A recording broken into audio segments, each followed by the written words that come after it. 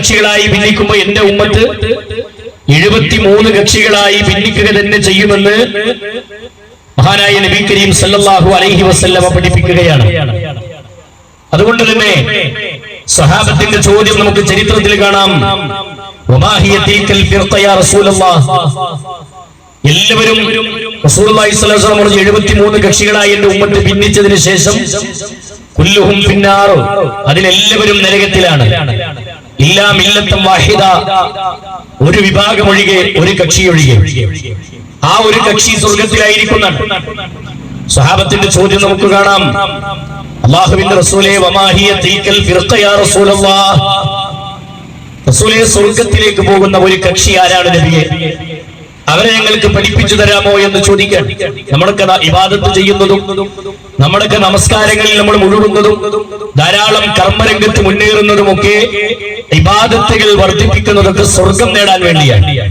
ആ സ്വർഗത്തിന് വേണ്ടി പണിയെടുക്കുന്നിടത്ത്, പ്രവർത്തിക്കുന്നിടത്ത് സ്വർഗത്തിലേക്ക് പോകാനുള്ള ഏറ്റവും വലിയ മാർഗം അള്ളാഹുവിന്റെ ദീന് പഠിപ്പിച്ചു തന്നത് ഇങ്ങനെയാണ്.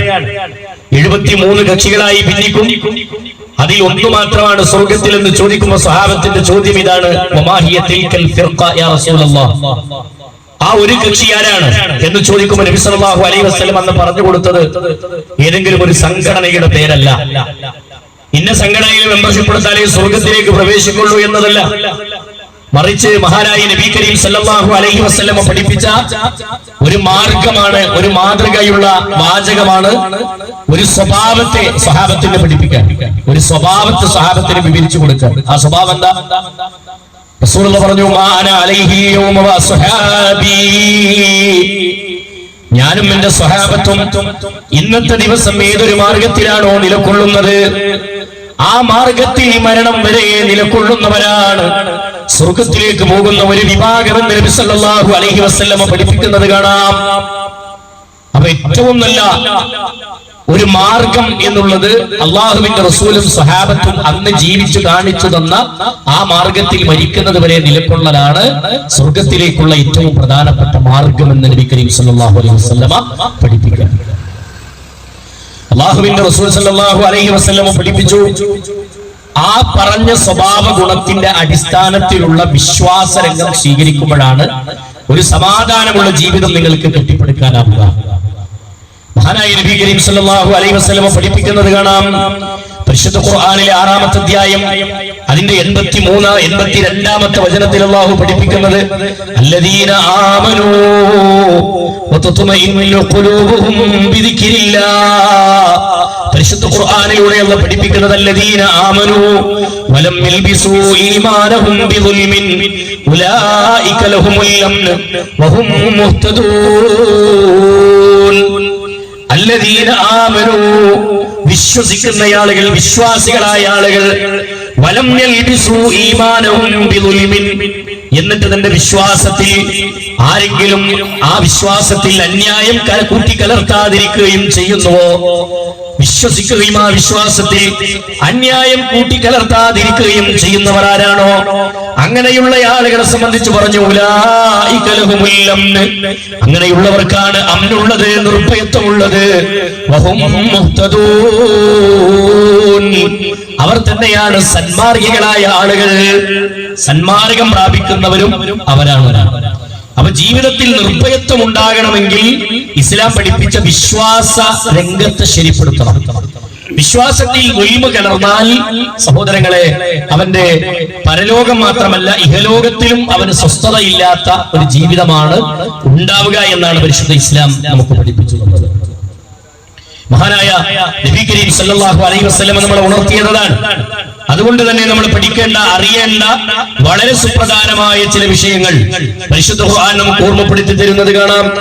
ജീവിതത്തിൽ സ്വസ്ഥതയും സമാധാനവും നേടിയെടുക്കാൻ വേണ്ടി പല മാർഗങ്ങൾ തേടുന്ന മനുഷ്യന്മാരുണ്ട്.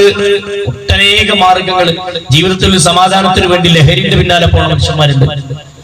ജീവിതത്തിൽ സ്വസ്ഥത ലഭിക്കാൻ വേണ്ടി, ഒരു നിർഭയത്വത്തിന്റെ വഴി ലഭിക്കാൻ വേണ്ടി അല്ലാഹു അല്ലാത്ത ആൾ ദൈവങ്ങളിലേക്ക് പ്രതീക്ഷയർപ്പിച്ചു പോകുന്ന ആളുകളുണ്ട്. കെട്ടി ഉയർത്തിയ ഖബറുകളുടെ മുന്നിൽ ചെന്ന് ആശ്വാസത്തിന് വേണ്ടി ചോദിക്കുന്ന ചിന്താഗതിയുള്ള മനുഷ്യന്മാരുണ്ട്. അള്ളാഹ് പഠിപ്പിച്ചത് എന്താ? നിങ്ങൾക്ക് സമാധാനം വേണോ? നിങ്ങൾക്ക് ശാന്തി വേണോ? ഏക മാർഗം എന്താണെന്ന് പരിശുദ്ധ ഖുർആൻ പഠിപ്പിക്കുന്നത് കാണാം. 13-ാമത്തെ അധ്യായം അതിന്റെ 28-ാമത്തെ വചനത്തിലുള്ള പഠിപ്പിച്ചത് അല്ലദീന ആമനൂ വതത്മഇന്നു ഖുലൂബുഹും ബിദിക്രില്ലാഹ്, അതായത് വിശ്വസിക്കുകയും അല്ലാഹുവെ പറ്റിയുള്ള ഓർമ്മകൾ കൊണ്ട് മനസ്സുകൾ ശാന്തമാക്കി തീർക്കുകയും ചെയ്തവരെ എന്ന് വിളിച്ചുകൊണ്ട് ഖുർആൻ പറയാണ്, അലാ നിങ്ങൾ അറിയണം, ബിദിക്രില്ലാഹി തത്മഇന്നുൽ ഖുലൂബ്, അലാ ബിദിക്രില്ലാഹ്, അറിയണം അല്ലാഹുവിനെ സംബന്ധിച്ചുള്ള ഓർമ്മകളിലാണ്, അല്ലാഹുവിനെ ദിക്ർ ചൊല്ലുന്നതിലൂടെയാണ്, ഇബാദത്തുകൾ വർദ്ധിപ്പിക്കുന്നതിലൂടെയാണ് തത്മഇന്നുൽ ഖുലൂബ്, നിങ്ങളുടെ മനസ്സുകൾക്ക് ശാന്തത ലഭിക്കുന്നത്, മനസ്സുകൾ ആശ്വാസമായി തീരുന്നത്. മഹാനായ നബി കരീം സല്ലല്ലാഹു അലൈഹി വസല്ലമ പരിശുദ്ധ ഖുർആനിന്റെ വചനം ഓതി പഠിപ്പിച്ചതാണ്. അവ ലഹരിയിലല്ല സമാധാനം, കെട്ടി ഉയർത്തിയ ജാറത്തിന്റെ മുന്നിലല്ല സമാധാനം, ഏതെങ്കിലും മാൽദീപങ്ങളുടെയോ തങ്ങന്മാരുടെയോ ബീവിമാരുടെയോ മുന്നിലല്ല സമാധാനത്തിന്റെ വഴിയുള്ളത്. സമാധാനം നൽകാനും സമാധാനം ജീവിതത്തിൽ നിന്ന് ജീവിതത്തിലേക്ക് സമാധാനം നൽകാൻ കഴിയുന്ന ലോകത്തിന്റെ രക്ഷിതാവായ റബ്ബുണ്ട്. ആ അല്ലാഹുവിലേക്ക് ഖൽബിനെ ബന്ധപ്പെടുത്തുന്നതിലൂടെ മാത്രമാണ് ജീവിതത്തിൽ സ്വസ്ഥതയുണ്ടാകുന്നത് എന്ന് ഖുർആൻ പഠിപ്പിച്ചു. അതിന് പ്രധാനമായി വേണ്ടതെന്താ? നിങ്ങൾ നോക്കൂ, പരിശുദ്ധ ഖുർആനിലെ 14-ാമത്തെ അധ്യായത്തിന്റെ 27-ാമത്തെ വചനത്തിലുള്ള പഠിപ്പിക്കുന്ന വാചകം, യുസബ്ബിതുല്ലാഹു അല്ലദീന ആമനൂ ബിൽ ഖൗലി സാബിതി ഫിൽ ഹയാത്തിദ് ദുനിയാ വഫിൽ ആഖിറ വയുദില്ലുല്ലാഹു അൽ-ളാലിമീന വയഫ്അലുല്ലാഹു മാ യശാ. പടച്ചോൻ പറയാണ്, യുസബ്ബിതുല്ലാഹു അല്ലദീന ആമനൂ ബിൽ ഖൗലി സാബിതി, വിശ്വാസികളായ ആളുകൾക്ക് നാം സുസ്ഥിരമായ വാക്കുകൾ കൊണ്ട് നാം അവരെ ഉറപ്പിച്ചു നിർത്തും. എവിടെ? ഫിൽ ഹയാത്തിദ് ദുനിയാ വഫിൽ ആഖിറ, ഇഹലോകത്തും പരലോകത്തും അവരെ സുസ്ഥിരമായ വാക്കുകൊണ്ട് നാം ഉറപ്പിച്ചു നിർത്തുന്നതാണ്. എന്താണ് ഈ സുസ്ഥിരമായ വാക്ക്? ദുനിയാവിൽ ഒരു സ്ഥിരമായ ഒരു സ്ഥിരത പടച്ച റബ്ബ് നൽകുമെന്നാണ്. ഒരു സ്ഥിരത പടച്ചോ തരും, ഒരു ഇസ്സത്ത് പടച്ചോ തരും. അതെന്താണ്? പരിശുദ്ധ ഖുർആൻ പഠിപ്പിക്കുന്നത്, വയുദില്ലുല്ലാഹു അൽ-ളാലിമീൻ വയഫ്അലുല്ലാഹു മാ യശാ. വയുദില്ലുല്ലാഹു അൽ-ളാലിമീൻ, അക്രമകാരികളായ ആളുകളെ അല്ലാഹു സുബ്ഹാനഹു വ തആല ദുർമാർഗത്തിലാക്കുകയും ചെയ്യും എന്നാണ് ഖുർആൻ പഠിപ്പിച്ചത്. ഇവിടെ പടച്ചോ പറഞ്ഞ വാക്കെന്താ? ഈമാൻ ഉൾക്കൊണ്ട ആളുകൾക്ക് അല്ലാഹു ഒരു സുസ്ഥിരമായ വാക്കുകൊണ്ട് അല്ലാഹു സ്ഥിരത നൽകും. എന്താണ് സ്ഥിരത? മരിക്കുന്ന നേരത്തിൽ ലാ ഇലാഹ ഇല്ലല്ലാഹ് എന്ന കലിമത്ത് തൗഹീദ് ഉരുവിടാനുള്ള തൗഫീഖ് പടച്ചോ കൊടുക്കും. ഖബറിന്റെ വിചാരണയിൽ അവർക്ക് അല്ലാഹു രക്ഷ നൽകും. നാളെ പരലോകത്തും അല്ലാഹു അവർക്ക് ഈ വാചകം കൊണ്ട് അല്ലാഹു അവർക്ക് സ്ഥിരത നൽകും, അവരുടെ കാലുകൾക്ക് പിടുത്തം നൽകും. എന്നാലോ വയുദില്ലുല്ലാഹു അൽ-ളാലിമീൻ, അക്രമകാരികളായ ആളുകളെ അല്ലാഹു ദുർമാർഗത്തിലാക്കുകയും ചെയ്യും. ഏതാണ് അക്രമം? അക്രമങ്ങളിൽ വെച്ച് ഏറ്റവും വലിയ അക്രമം ഏറ്റവും വലിയ അക്രമം അത് ശിർക്കാണെന്ന് ഖുർആൻ പഠിപ്പിക്കുന്നു. ശിർക്കിന്റെ ഒരു വിശ്വാസം ജീവിതത്തിലേക്ക് കടന്നു വന്നാൽ സഹോദരങ്ങളെ, അതുകൊണ്ട് എല്ലാ നിലക്കും നമ്മുടെ പരലോകം നഷ്ടപ്പെടും എന്നർത്ഥം. ഇഹലോകത്തും നമ്മൾ അതിന്റെ പരിമിത ഫലം അനുഭവിക്കുമെന്നർത്ഥം. ശിർക്കില്ലാത്ത ഒരു വിശ്വാസം നേടിയെടുക്കണം. അതിനെന്താ വേണ്ടത്? പരിശുദ്ധ ഖുർആൻ പഠിപ്പിക്കുന്നത് കാണാം. അല്ലാഹുവിലേക്ക് ഖൽബിനെ ബന്ധപ്പെടുത്തലാണ്, റബ്ബിലേക്ക് കരങ്ങൾ ഉയർത്തലാണ്. ഒന്നാമതായി അല്ലാഹു ആരാണെന്നറിയണം. മൂസാ നബി അലൈഹിസ്സലാത്തു വസ്സലാം ഫിർഔനിന്റെ കൊട്ടാരത്തിലേക്ക് കയറി ചെല്ലുന്ന രംഗം ഖുർആനിൽ അല്ലാഹു വിവരിക്കുന്നുണ്ടല്ലോ. സൂറത്ത് തൂർ എടുത്ത് വായിക്കുന്നിടത്ത് കാണാം. അല്ലാഹു സുബ്ഹാനഹു വ തആല ഇങ്ങനെ വിവരിക്കുമ്പോൾ സത്താവായ റബ്ബ് പറയാണ്, മൂസാ നീ ചെല്ലണം, ഫറോവയുടെ കൊട്ടാരത്തിലേക്ക് കയറി ചെല്ലണം. ആരാണ് ഫിർഔൻ? ഏറ്റവും വലിയ ക്രൂരനായ ഭരണാധികാരിയാണ് ഫിർഔൻ. ആ ഫിർഔനിനോട് ചെന്ന് പറയണം, മൂസാ അല്ലാഹുവിനെ സംബന്ധിച്ച് പരിചയപ്പെടുത്തണം, ഏകദൈവ വിശ്വാസത്തിലേക്ക് ഫറോവയെ നീ ക്ഷണിക്കണം മൂസ എന്ന് പറയുമ്പോ ഏറ്റവും വലിയ ക്രൂരനാണ്, ഏറ്റവും വലിയ അക്രമകാരിയാണ്, ഞാനാണ് അല്ലാഹ് എന്ന് അഹങ്കരിച്ച് നടക്കുന്ന വ്യക്തിയാണ്, ഞാനാണ് റബ്ബ്, ഞാനാണ് അല്ലാഹ് എന്ന് അഹങ്കരിക്കുന്ന വ്യക്തിയാണ് ഫറോവ. ആ ഫിർഔനിനോട് ചെന്ന് പറയണം ലാ ഇലാഹ ഇല്ലല്ലാഹ്. ആ ഫിർഔനിനോട് ചെന്ന് പറയണം ഈ തൗഹീദിന്റെ വാക്ക്. മൂസാ നബി അലൈഹി സ്വലാത്തു വസ്സലാം കയറി ചെല്ലുകയാണ്. ഫിർഔനിന്റെ മുന്നിൽ ചെന്ന് വിവരിക്കുമ്പോൾ ഫിർഔനിന്റെ ചോദ്യമുണ്ട്, വമൻ റബ്ബുകുമാ യാ മൂസാ. മൂസ, നീ പറയുന്ന റബ്ബാരാ മൂസ? നീ എന്നെ പരിചയപ്പെടുത്തുന്ന റബ്ബിന്റെ പ്രത്യേകത എന്താണ് മൂസ എന്ന് ചോദിക്കുമ്പോൾ മൂസാ നബി അലൈഹി സ്വലാത്തു വസ്സലാം പറയുന്ന വാചകം നമുക്ക് കാണാം. റബ്ബുനല്ലദീ അഅതാ കുല്ല ശൈഇൻ ഖൽഖഹു സുമ്മ ഹദാ. റബ്ബുന, എന്റെയും നിന്റെയും റബ്ബ്, ലോകത്തിന്റെ രക്ഷിതാവാണവൻ. നമ്മുടെ രക്ഷിതാവ് ആരാണെന്നറിയുമോ? അല്ലദീ, അവൻ എങ്ങനത്തവനാണെന്നറിയുമോ? അഅതാ കുല്ല ശൈഇൻ ഖൽഖഹു സുമ്മ ഹദാ. ഏറ്റവും നല്ല രൂപത്തിൽ ഈ ഭൂമിയിൽ മനുഷ്യരെയും ഈ പ്രപഞ്ചത്തെ മുഴുവനും സൃഷ്ടിക്കുകയും സംവിധാനിക്കുകയും വേണ്ടതെല്ലാം മനുഷ്യർക്ക് വേണ്ടി ഒരുക്കി തരികയും ചെയ്തവനാരോ അവനാണ് ഫറോവ, നിന്റെയും എന്റെയും റബ്ബ്. നമ്മുടെ റബ്ബ് ആ രക്ഷിതാവാണ്. അതുകൊണ്ട് ആ അല്ലാഹനെയാണ് നിങ്ങൾ ആരാധിക്കേണ്ടത്. അവരാണ് സൃഷ്ടാവ് എന്ന് മൂസാ നബി അലൈഹി സ്വലാത്തു വസ്സലാം ഫിർഔനിന്റെ മുന്നിൽ ചെന്ന് പരിചയപ്പെടുത്തി കൊടുക്കുന്നത് കാണാം. ആ സൃഷ്ടാവിനെ അറിയാമെന്നതാണ്. ഫഅലം അന്നഹു ലാ ഇലാഹ ഇല്ലല്ലാഹ്. ഫഅലം, നിങ്ങൾ അറിയണം, അന്നഹു ലാ ഇലാഹ ഇല്ലല്ലാഹ്. ലാ ഇലാഹ ഇല്ലല്ലാഹ് നിങ്ങൾ അറിയണമെന്ന് ഖുർആനിലൂടെ റബ്ബ് ഓർമ്മപ്പെടുത്തുകയാണ്. എല്ലാം അനുഗ്രഹിച്ചു തന്ന ഈ പ്രപഞ്ചത്തെ നമുക്ക് വേണ്ടി ഒരുക്കി തന്ന, ആകാശഭൂമികളെ നമുക്ക് വേണ്ടി സംവിധാനിച്ചു തന്ന, എല്ലാ നിഅമത്തുകളും നമുക്ക് വേണ്ടി ഒരുക്കി തന്ന ലോകത്തിന്റെ രക്ഷിതാവാരോ ആ രക്ഷിതാവിനെ മനുഷ്യൻ അറിയണമെന്നാണ് പരിശുദ്ധ ഖുർആനിന്റെ വാക്ക്. ഇത് പഠിപ്പിക്കാനാണ് ലോകത്തെ എല്ലാ പ്രവാചകന്മാരും കടന്നു വന്നത് എന്ന് പരിശുദ്ധ ഖുർആൻ പഠിപ്പിക്കുന്നു. വമാ അർസൽനാ മിൻ ഖബ്ലിക മിൻ റസൂലിൻ ഇല്ലാ നൂഹി ഇലൈഹി അന്നഹു ലാ ഇലാഹ ഇല്ലാ അന ഫഅ്ബുദൂൻ. വമാ അർസൽനാ മിൻ ഖബ്ലിക മിൻ റസൂലിൻ, നബിയേ, നിനക്ക് മുമ്പ് ഒരു ദൂതന്മാരെയും നാം നിയോഗിച്ചിട്ടില്ല. എന്തിനു വേണ്ടിയാണ് ദൂതന്മാരെയും നാം നിയോഗിച്ചിട്ടില്ല? എന്തിനു വേണ്ടി? ഇല്ലാ നൂഹി ഇലൈഹി, അവരിലേക്ക് വഹീ നൽകിയിട്ടല്ലാതെ, ബോധനം നൽകിയിട്ടല്ലാതെ. എന്ത് ബോധനമാണ് റബ്ബ് നൽകിയത്? പടച്ചറബ്ബ് നൽകിയ ബോധനം എന്താണ്? ഉത്ബോധനം എന്താണ്? അല്ലെങ്കിൽ വഹീ എന്താണ്? ലാ ഇലാഹ ഇല്ലാ അന ഫഅ്ബുദൂൻ. അന്നഹു ലാ ഇലാഹ ഇല്ലാ അന ഫഅ്ബുദൂൻ. ഞാനല്ലാതെ മറ്റൊരു ആരാധ്യനുമില്ല, ഒരു ഇലാഹുമില്ല എന്ന് ജനങ്ങളെ പഠിപ്പിക്കാൻ വേണ്ടി, അതുകൊണ്ട് നിങ്ങൾ അല്ലാഹനെ ആരാധിക്കണമെന്ന് പറയാൻ വേണ്ടിയല്ലാതെ ഒരു പ്രവാചകനെയും നാം ഭൂമിയിലേക്ക് അയച്ചിട്ടില്ല. പരിശുദ്ധ ഖുർആൻ പറഞ്ഞത് നബി കരീം സല്ലല്ലാഹു അലൈഹി വസല്ലമക്ക് ശേഷം റസൂലുള്ളാഹിക്ക് മുമ്പ് വന്ന ഒരു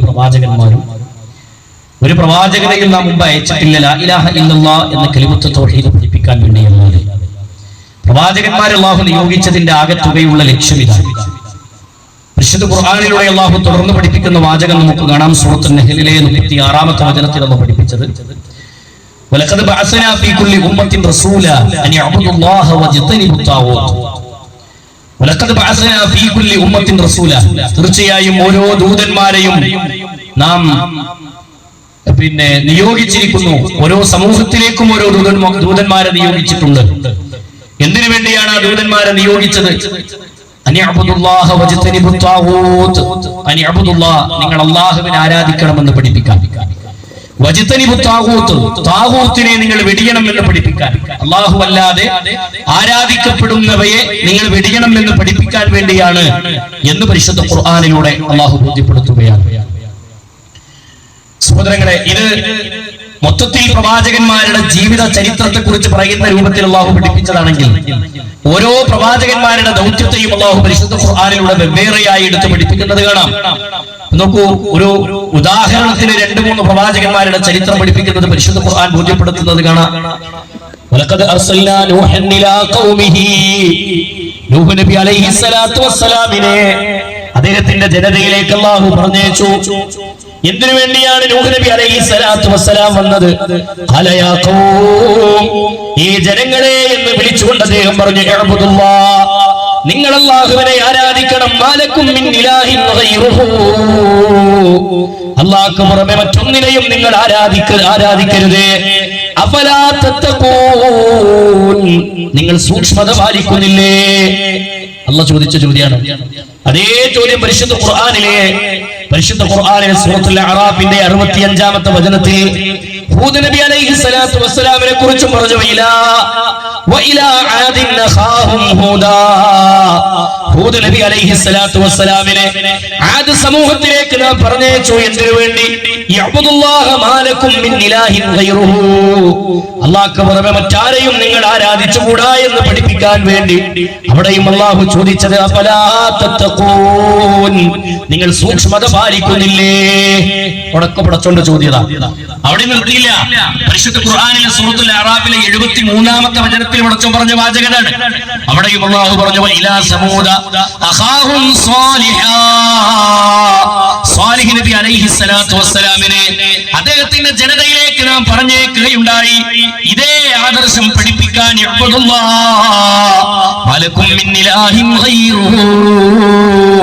അല്ലാഹുവിന് പുറമെ നിങ്ങൾ മറ്റാരെയും നിങ്ങൾ ആരാധിക്കരുതേ എന്ന് പഠിപ്പിക്കാൻ വേണ്ടി. ഇതിനാണ് അല്ലാഹു പ്രവാചകന്മാരെ പറഞ്ഞയച്ചത്. റബ്ബിന് പുറമെ വേറെ ആരെയും നിങ്ങൾ ആരാധിക്കരുത്, അല്ലാഹുവിനെ മാത്രമേ ആരാധിക്കാവൂ എന്ന ലാ ഇലാഹ ഇല്ലല്ലാഹ് എന്ന കലിമത്തുൽ തൗഹീദ് വളച്ചുകെട്ടില്ലാതെ ജനങ്ങൾക്ക് പഠിപ്പിക്കാനാണ് പ്രവാചകന്മാർ ഭൂമിയിലേക്ക് കടന്നു വന്നത്. ഇതേ ആദർശം തന്നെയാണ് ഹബീബായ മുഹമ്മദ് റസൂലുള്ളാഹി സ്വല്ലല്ലാഹു അലൈഹി വസല്ലമ ഈ ഭൂമിയിലെ ജനതയോട് നബി കരീം സ്വല്ലല്ലാഹു അലൈഹി വസല്ലം പഠിപ്പിച്ച ആദർശം ഇതാണ്. ഈ ആദർശത്തിന് വിരുദ്ധമായി ഒരു മനുഷ്യന്റെ ജീവിതത്തിൽ എന്തെങ്കിലും ഒരു പിഴവ് സംഭവിച്ചു കഴിഞ്ഞാൽ, അബദ്ധം സംഭവിച്ചു കഴിഞ്ഞാൽ അവൻ ഇസ്ലാമിന്റെ വിശ്വാസ വൃത്തത്തിൽ നിന്നും അവൻ തെറിക്കുന്നവനായി മാറുമെന്ന് പരിശുദ്ധ ദീനുൽ ഇസ്ലാം നമുക്ക് പഠിപ്പിച്ചു തരുന്നു. പൊതുവെ പറയാറുണ്ട്, മുജാഹിദ് പ്രസ്ഥാനത്തിന്റെ ആളുകൾക്ക് എവിടെ വേദി കിട്ടിയാലും ഇതേ പറയാനുള്ളൂ എന്ന് ചോദിക്കാറുണ്ട്. പൊതുവെ നമുക്ക് പറയാനുള്ള കാതലായ വശം ഇതാണ്. എല്ലാം പറയാറുണ്ട്, പക്ഷെ കാതലായി ഗൗരവമായി ആവർത്തിച്ച് ജനങ്ങളെ ബോധ്യപ്പെടുത്തുന്ന കാര്യം ഇതാണ്. എന്തുകൊണ്ട്?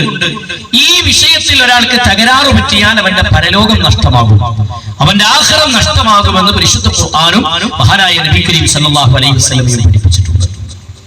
ലാ ഇലാഹ ഇല്ലല്ലാഹ് എന്താണ് ലാ ഇലാഹ ഇല്ലല്ലാഹ്? ഒരു സംശയവും വേണ്ട. ലാ മഅബൂദ ബിഹഖിൻ ഇല്ലല്ലാഹ്, ലാ മഅബൂദ ബിഹഖിൻ ഇല്ലല്ലാഹ്. അല്ലാഹുവിന്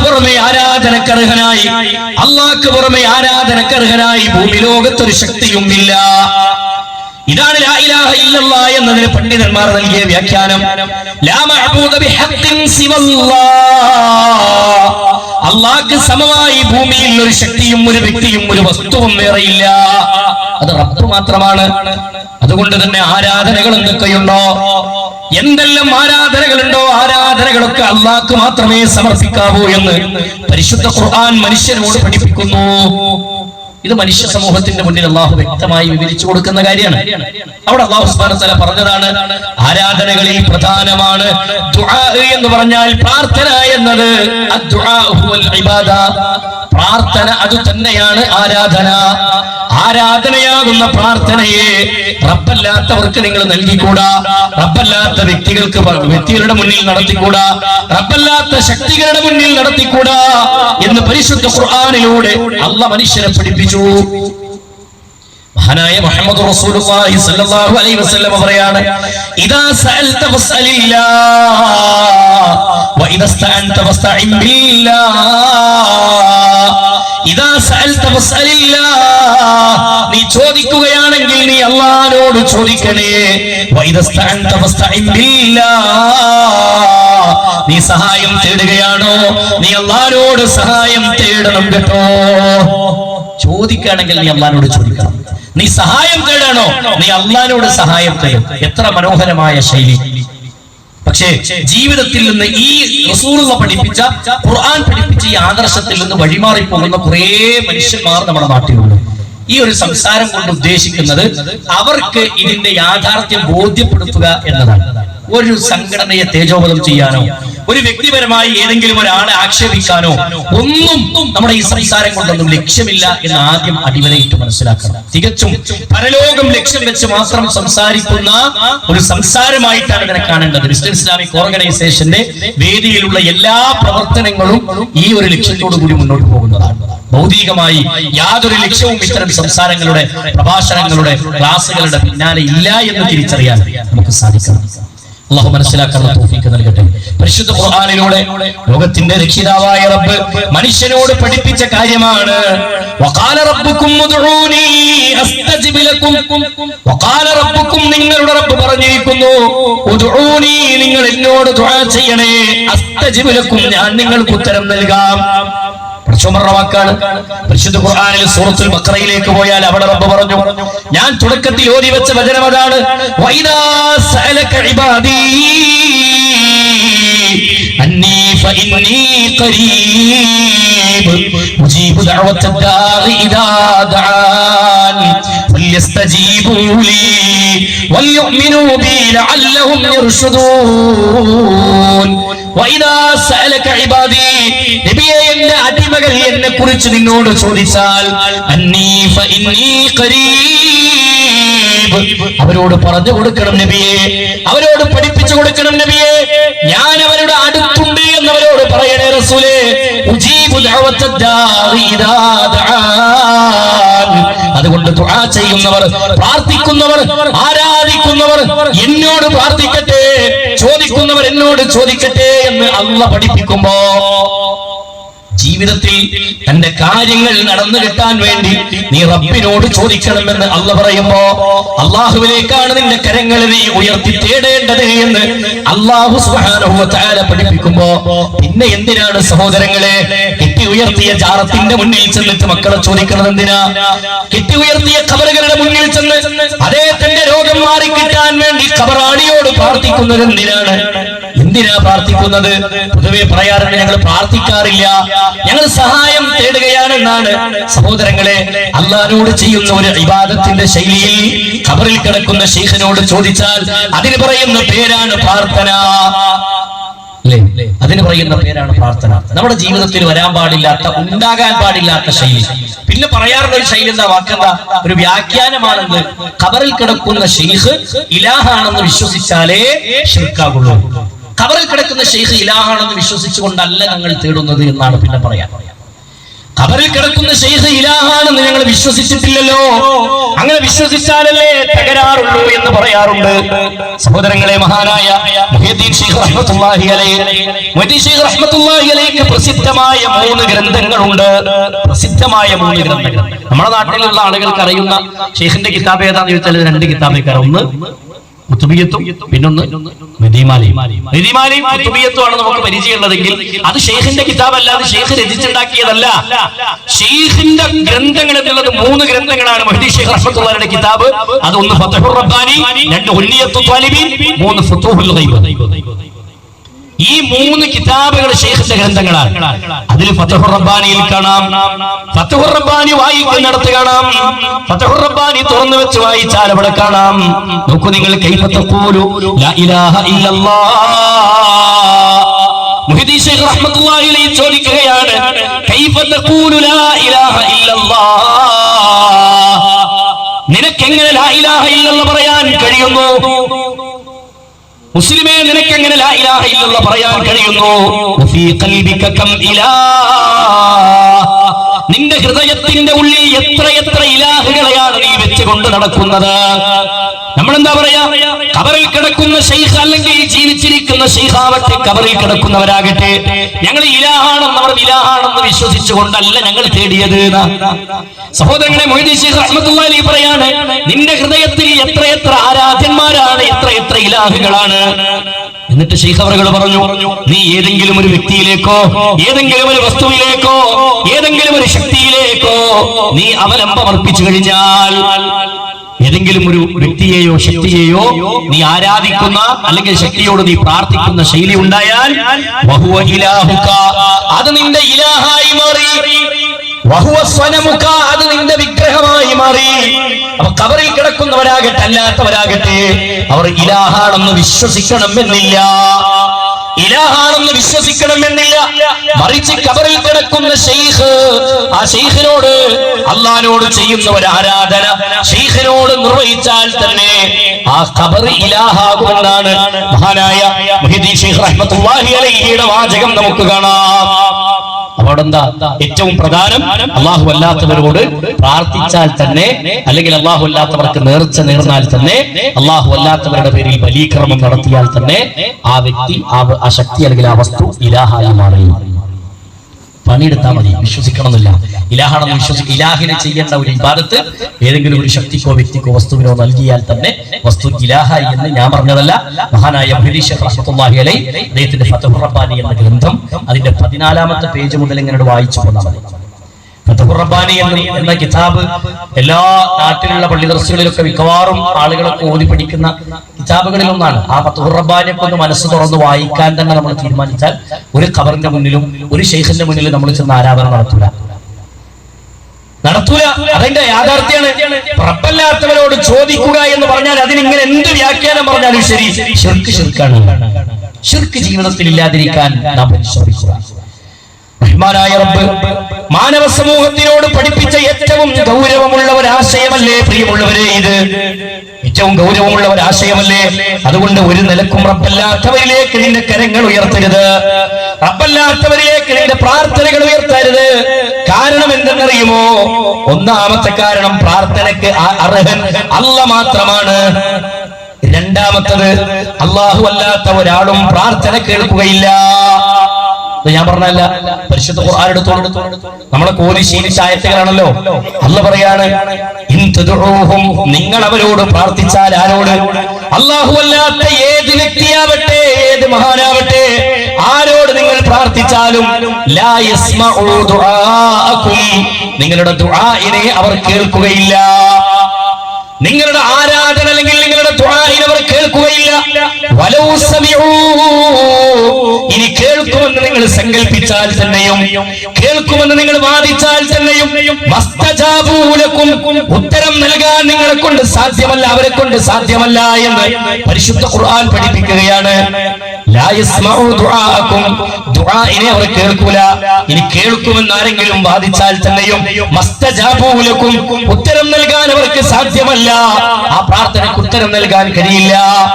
രണ്ടാമത്തെ കാരണമാണെന്ത്? അവർ ദുആ കേൾക്കൂല എന്നുള്ളത്. ആരും കേൾക്കൂല. അല്ലാഹു അല്ലാത്ത ഒരു ശക്തി, ജീവിച്ചിരിക്കുന്നവരാകട്ടെ, മലക്കുകളാവട്ടെ, ജിന്നുകളാവട്ടെ, ഔലിയാക്കളാകട്ടെ, അമ്പിയാക്കളാകട്ടെ, അസ്നാമകളാകട്ടെ, വിഗ്രഹങ്ങളാകട്ടെ, ആരാവട്ടെ, ദുആ കേൾക്കാൻ ഭൂമിയിൽ ഒരു ശക്തിക്കും സാധ്യമല്ല. ഇതാണ് അല്ലാഹുവിന്റെ ദീൻ പഠിപ്പിച്ചത്.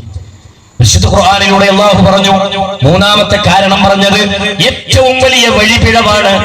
അല്ലാഹു അല്ലാത്തവരോട് ഉത്തരം ചെയ്യാൻ കഴിയാത്തവരോടുള്ള പ്രാർത്ഥന ഏറ്റവും വലിയ വഴികേടാണ്.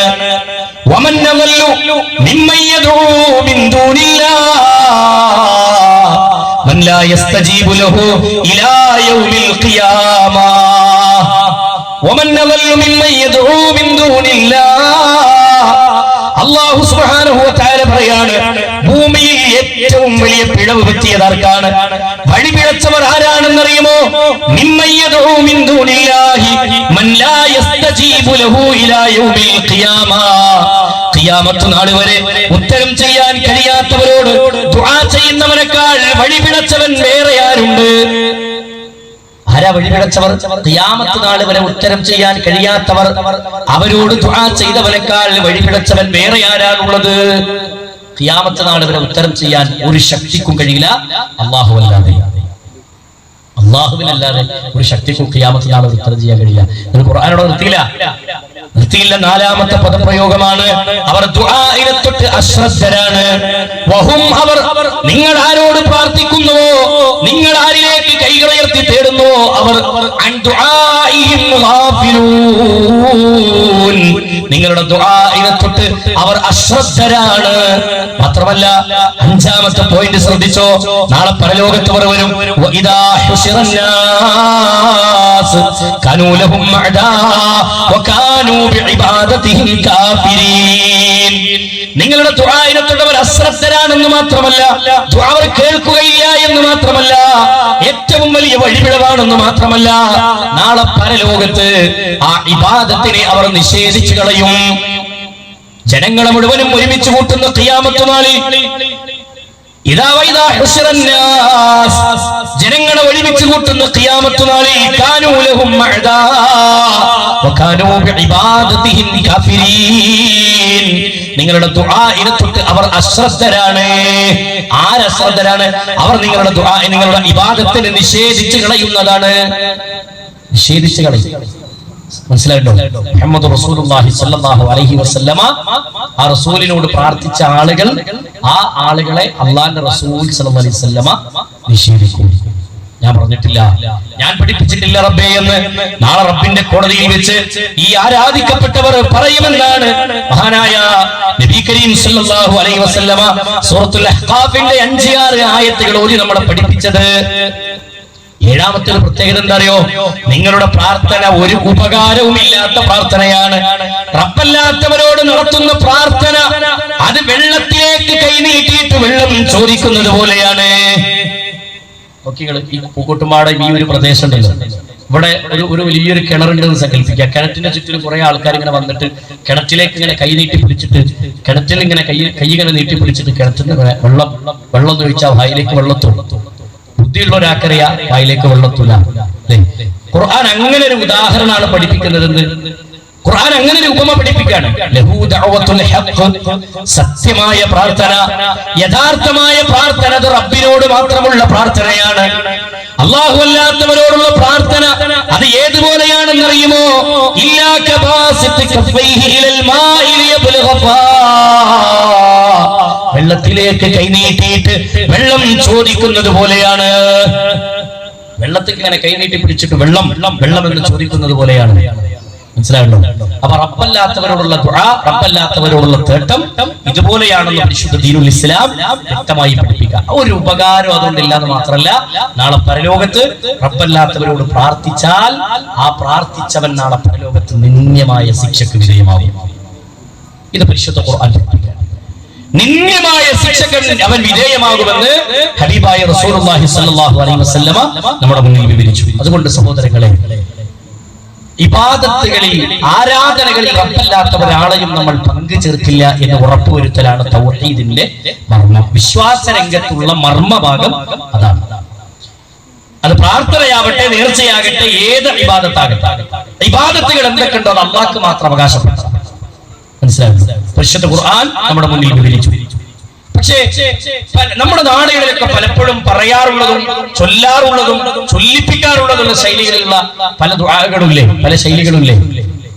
ഒരു ബദരീങ്ങൾ ആണ്ട് വന്നാൽ ബദർമാല പാടി ബദർ ശുഹദാക്കളോട് കാര്യങ്ങൾ ചോദിക്കുന്ന ശൈലി കാണാം.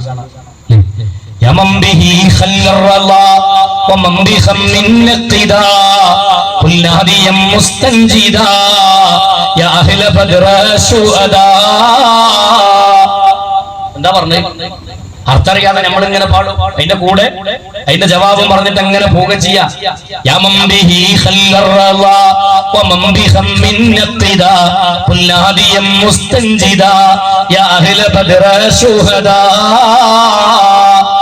എന്താ പറഞ്ഞത്? ആദിയുണ്ടോ, നിനക്ക് വ്യാധിയുണ്ടോ, വിഷമമുണ്ടോ, ദുഃഖമുണ്ടോ, നീ വിളിച്ചോ ബദർ ശുഹദാക്കളെ. ബദർ ശുഹദാക്കൾ പറഞ്ഞതെന്താ? നിങ്ങൾക്ക് എന്ത് പ്രശ്നങ്ങൾ ഉണ്ടെങ്കിലും നിങ്ങൾ വിളിച്ചോ റബ്ബിന്റെ അടുക്കലേക്ക്, നിങ്ങളുടെ കൈകൾ ഉയർത്തിക്കോ എന്ന് ബദർ ശുഹദാക്കൾ പറഞ്ഞപ്പോ നമ്മുടെ നാട്ടിലുള്ള ആളുകൾ പറഞ്ഞത്, നിങ്ങൾക്ക് വിഷമമുണ്ടോ നിങ്ങൾ ബദരീങ്ങളിലേക്ക് കൈകൾ ഉയർത്തിക്കോ എന്നാണ്. അത് ബദരീങ്ങൾ പഠിപ്പിച്ച വിശ്വാസത്തിനെതിരാ. ഈ പറഞ്ഞ ബദറുമാല, മുഹ്യിദ്ദീൻമാല മൊഴിയൊന്നും കളയാതെ പിഴയാതെ ചൊന്നോർക്ക് മണിമാടം സ്വർഗത്തിൽ ന്യായം കൊടുക്കുമേ. സ്വർഗത്തിൽ മണിമാടം കിട്ടും. മുഹ്യിദ്ദീൻമാല മൊഴിയൊന്നും കളയാതെ പിഴയാതെ ചൊല്ലിയാൽ സ്വർഗത്തിൽ ഒരു മണിമാടം കിട്ടുമെന്നാണ്. അല്ലാഹു പറഞ്ഞതല്ല, റസൂൽ പറഞ്ഞതല്ല, ഇത് മാലപ്പാട്ടിൽ പറഞ്ഞതാണ്. മുഹ്യിദ്ദീൻ ശൈഖ് പോലും അറിഞ്ഞിട്ടില്ല, ശൈഖിന് പോലും പരിചയമില്ല സഹോദര. ഇതൊക്കെ ചൊല്ലിയിട്ട് എത്ര ഭക്തിയിലാണ് നമ്മുടെ ജീവിതം നമ്മൾ മുന്നോട്ട് കൊണ്ടുപോകുന്നത്. അവിടെയും പറഞ്ഞ വാചകന്റെ ഈ പറഞ്ഞ മൊഴിയൊന്നും കളയാതെ പിഴയാതെ ചൊല്ലണം എന്ന് പറഞ്ഞ ബദർ മുഹ്യിദ്ദീൻമാലയിൽ, ഈ മുഹ്യിദ്ദീൻമാലയിലും പറഞ്ഞ വാചകം എന്താ? അവിടെയും പറഞ്ഞത് ഇതാണ്, വല്ല നീലത്തീനും എന്നെ വീഴിപ്പോർക്ക് വായ്പോട ഉത്തീരം ചെയ്യും ഞാനെന്നോവർ.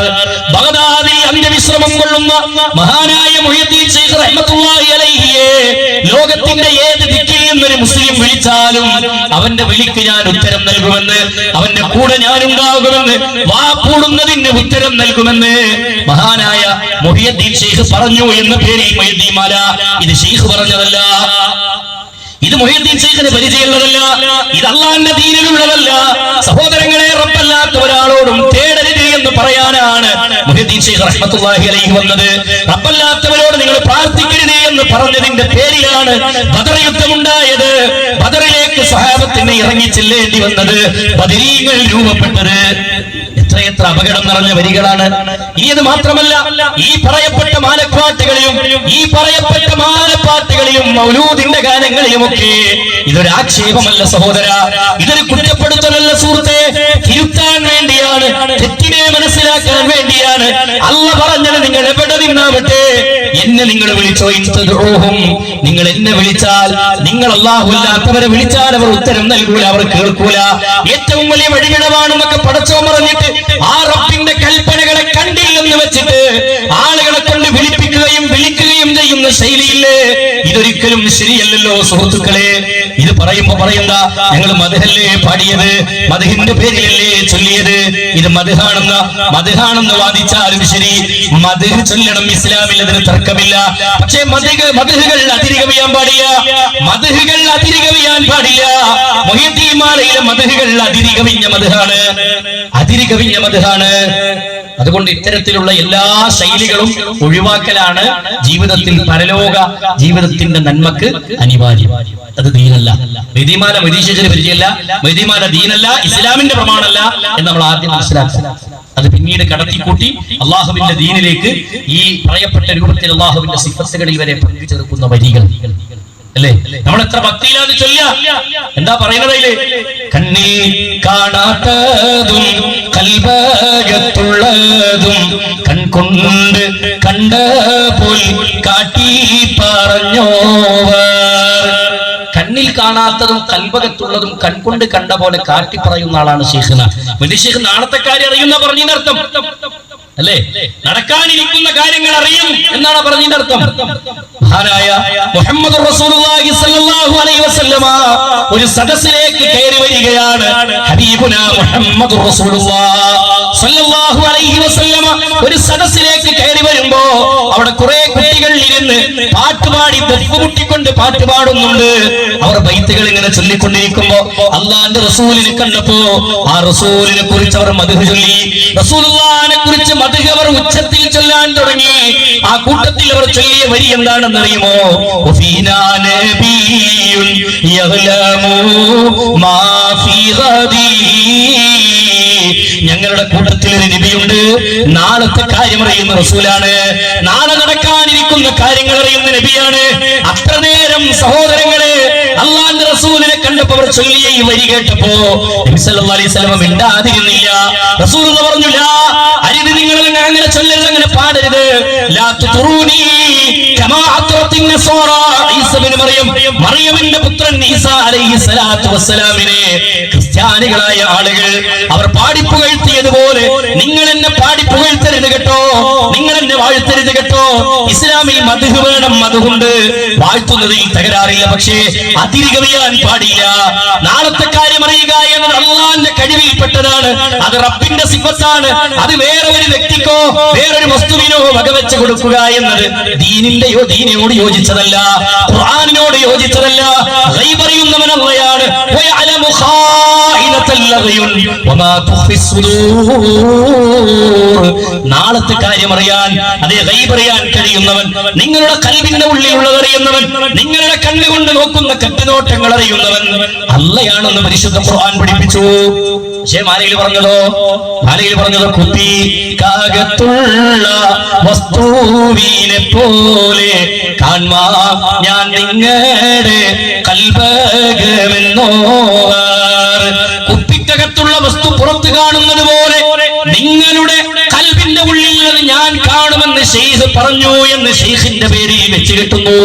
ഇത് ദീനല്ല, ഇത് ശൈഖിന് പരിചയമുള്ളതല്ല, ഇത് അഹ്ലു സുന്നത്തി യോജിച്ചതല്ല, ഇത് ഖുർആനിനോട് യോജിച്ചതല്ല, ഹദീസിനോട് യോജിച്ചതല്ല. ഖൽബിലുള്ളത് അറിയുന്നവൻ അല്ലാഹയാണ്, നാളത്തെ കാര്യം അറിയാൻ കഴിയുന്നവൻ അല്ലാഹയാണ്. അത് അല്ലാഹുവിന്റെ സിഫത്താണ്. ആ സിഫത്തിൽ വേറെ ഒരാളെയും വകവെച്ചുകൂടാ എന്ന് ഈ ഉമ്മത്തിനെ പഠിപ്പിച്ച പരിശുദ്ധ ഖുർആനിലെ ഹബീബായ റസൂലുള്ളാഹി സ്വല്ലല്ലാഹു അലൈഹി വസല്ലമയിലെ പ്രിയമുള്ളവരെ, ആ വാക്കുകളെ നമ്മൾ അടിവരയിടണം. അതുകൊണ്ട് ജീവിതത്തെ നമ്മൾ വ്യക്തമായ നിലക്ക് മനസ്സിലാക്കി മുന്നോട്ട് പോകാൻ നമുക്ക് സാധിക്കണം. എങ്കിലേ വിജയിക്കാൻ നമുക്ക് സാധിക്കുകയുള്ളൂ, പരലോകത്ത് രക്ഷപ്പെടാൻ സാധിക്കുകയുള്ളൂ. ശിർക്ക് കലർന്ന വിശ്വാസം നമ്മൾ സ്വീകരിച്ചുകൂടാ. മനസ്സിലായോ? അള്ളാഹു മനസ്സിലാക്കാനുള്ള തൗഫീഖ് നൽകട്ടെ. ഇങ്ങനെ മദ്ഹിന്റെ പേര് പറഞ്ഞിട്ടാണ് നമ്മുടെ നാട്ടിലൊക്കെ ഇന്ന് പലപ്പോഴും പല ആളുകളും പ്രസംഗിക്കുന്നത്. ഞാൻ ആരെയും കുറ്റപ്പെടുത്തില്ല, പല ആളുകളും പ്രഭാഷണം നടത്തുന്നത്. കോഴിക്കോട് ജില്ലയിലെ CM മടവൂർ എന്ന വ്യക്തിയാണ് ലോകം നിയന്ത്രിക്കുന്നത് എന്ന് മൈക്ക കെട്ടി പറയാണ്. കേരളത്തിന്റെ മണ്ണിൽ മുസ്ലിം ഉമ്മത്തിനെ മുന്നിലിരുത്തിയിട്ട് ഉസ്താദുമാര് പഠിപ്പിക്കാണ്. ഇതെങ്ങനെ ദീനാവുക? ഇതെങ്ങനെ ഇസ്ലാമാകുക? ഏത് പ്രമാണത്തിന്റെ അടിസ്ഥാനത്തിലെ ഇസ്ലാമാകുക? 1ാം ക്ലാസ്സിലെ കുട്ടീനോട് ചോദിച്ചു നോക്കി, ആരാ ലോകത്തെ നിയന്ത്രിക്കുന്നത് എന്ന്. കുട്ടി പറയും അത് അല്ലാഹയാണ്. കാരണം ഉപരിലോകത്തിരുന്ന് ഭൂമിയിലേക്കുള്ള കാര്യങ്ങൾ നിയന്ത്രിക്കുന്നവൻ അല്ലാഹയാണ്. അതേ മുദബ്ബിറുൽ ആലം എന്നാണ് ലോകത്തിന്റെ നിയന്ത്രണം. ഈ ആലം എന്ന പദത്തിന്റെ അർത്ഥം എന്താ? ആലം എന്ന വാക്കിന്റെ അർത്ഥം എന്താ? ഈ കാണുന്ന ഭൂമി മാത്രമാണോ ആലം എന്ന് പറഞ്ഞാൽ? 7 ആകാശങ്ങൾ ആലം എന്ന പദത്തിൽപ്പെട്ടതാണ്. ഈ കാണുന്ന ഭൂമി ആലം എന്ന പദത്തിൽപ്പെട്ടതാണ്. അല്ലാഹുവിന്റെ അർശ് വരെ ആലം എന്ന പദത്തിൽപ്പെട്ടതാണ്. സ്വർഗ്ഗമതിൽപ്പെട്ടതാണ്, നരകമതിൽപ്പെട്ടതാണ്, പരലോകമതിൽപ്പെട്ടതാണ്, ഇഹലോകമതിൽപ്പെട്ടതാണ്, വന്യമൃഗങ്ങളുടെ ലോകമതിൽപ്പെട്ടതാണ്, മത്സ്യത്തിന്റെ ലോകമതിൽപ്പെട്ടതാണ്. അതേപോലെ തന്നെ പ്രാണികളുടെ ലോകം, ജിന്നുകളുടെ ലോകം, മലക്കുകളുടെ ലോകം, അർവാഹുകളുടെ ലോകം, ഇങ്ങനെ വ്യത്യസ്തമായ ലോകങ്ങളെ മൊത്തത്തിൽ പ്രയോഗിക്കുന്ന പദപ്രയോഗമാണ് ആലം എന്ന പദം.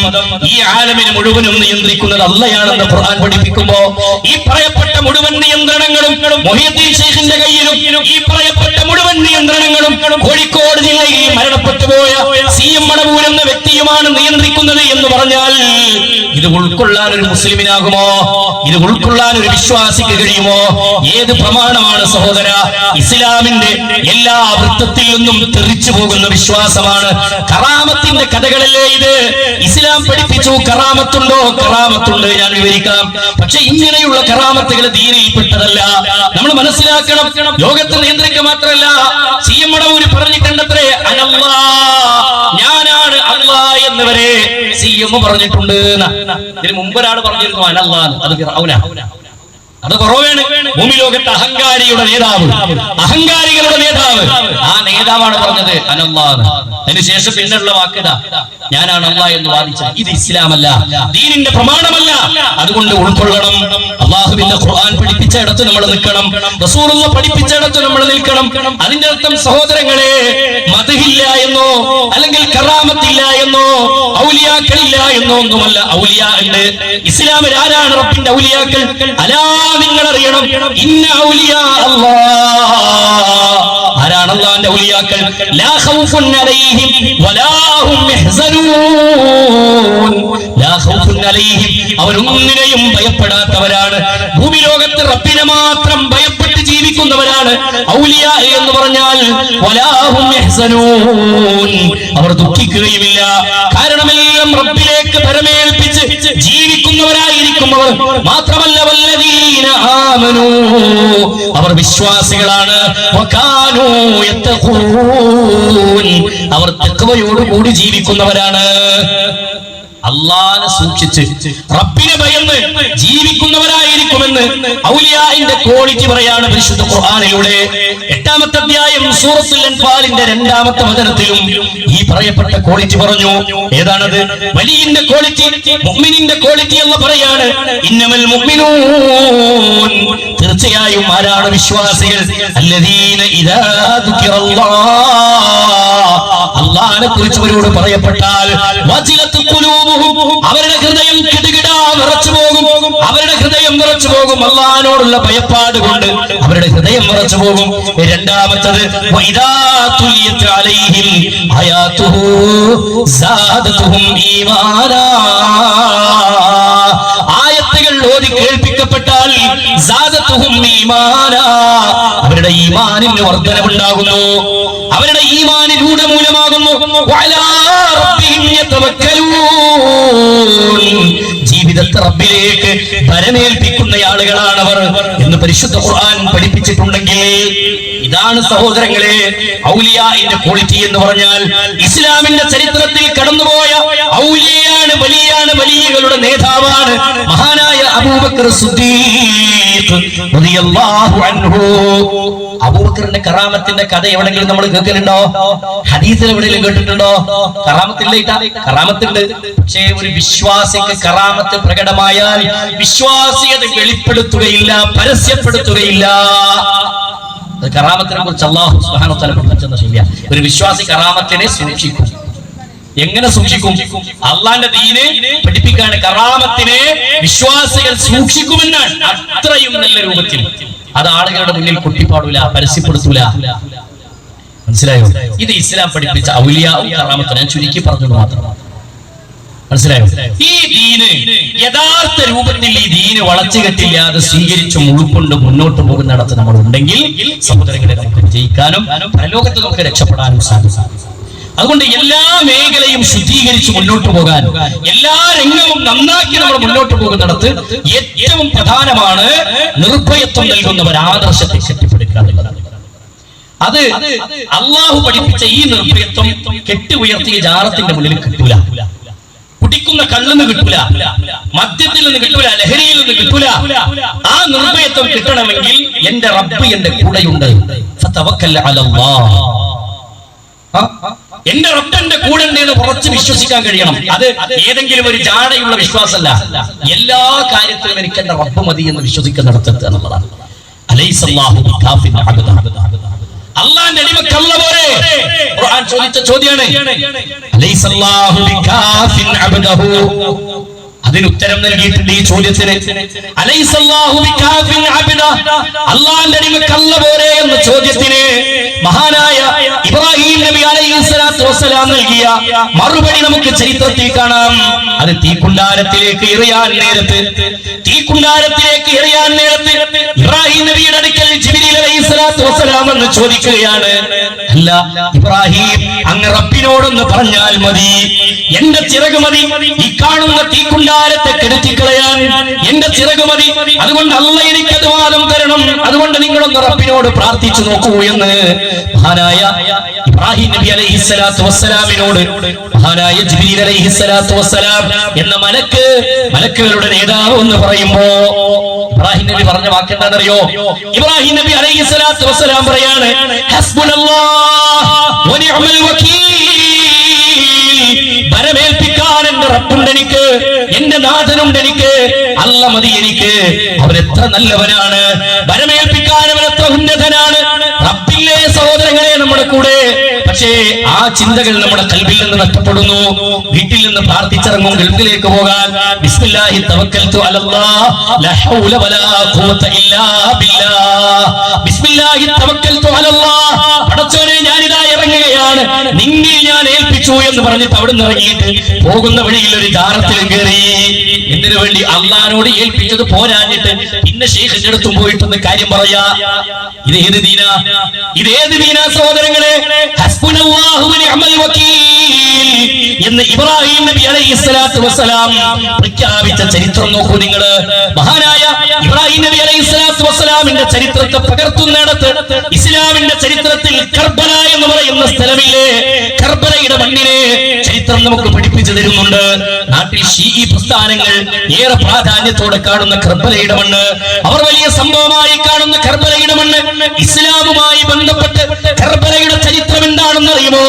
കർബലയുമായി ബന്ധപ്പെട്ട ഒരൊറ്റ ചരിത്രം, അത് ഹുസൈൻ റളിയല്ലാഹു അൻഹു വധിക്കപ്പെട്ടത് കർബല എന്ന് പറയുന്ന മണ്ണിൽ വെച്ചിട്ടാണ്. അവിടുത്തെ ചരിത്രം നമുക്കറിയാം.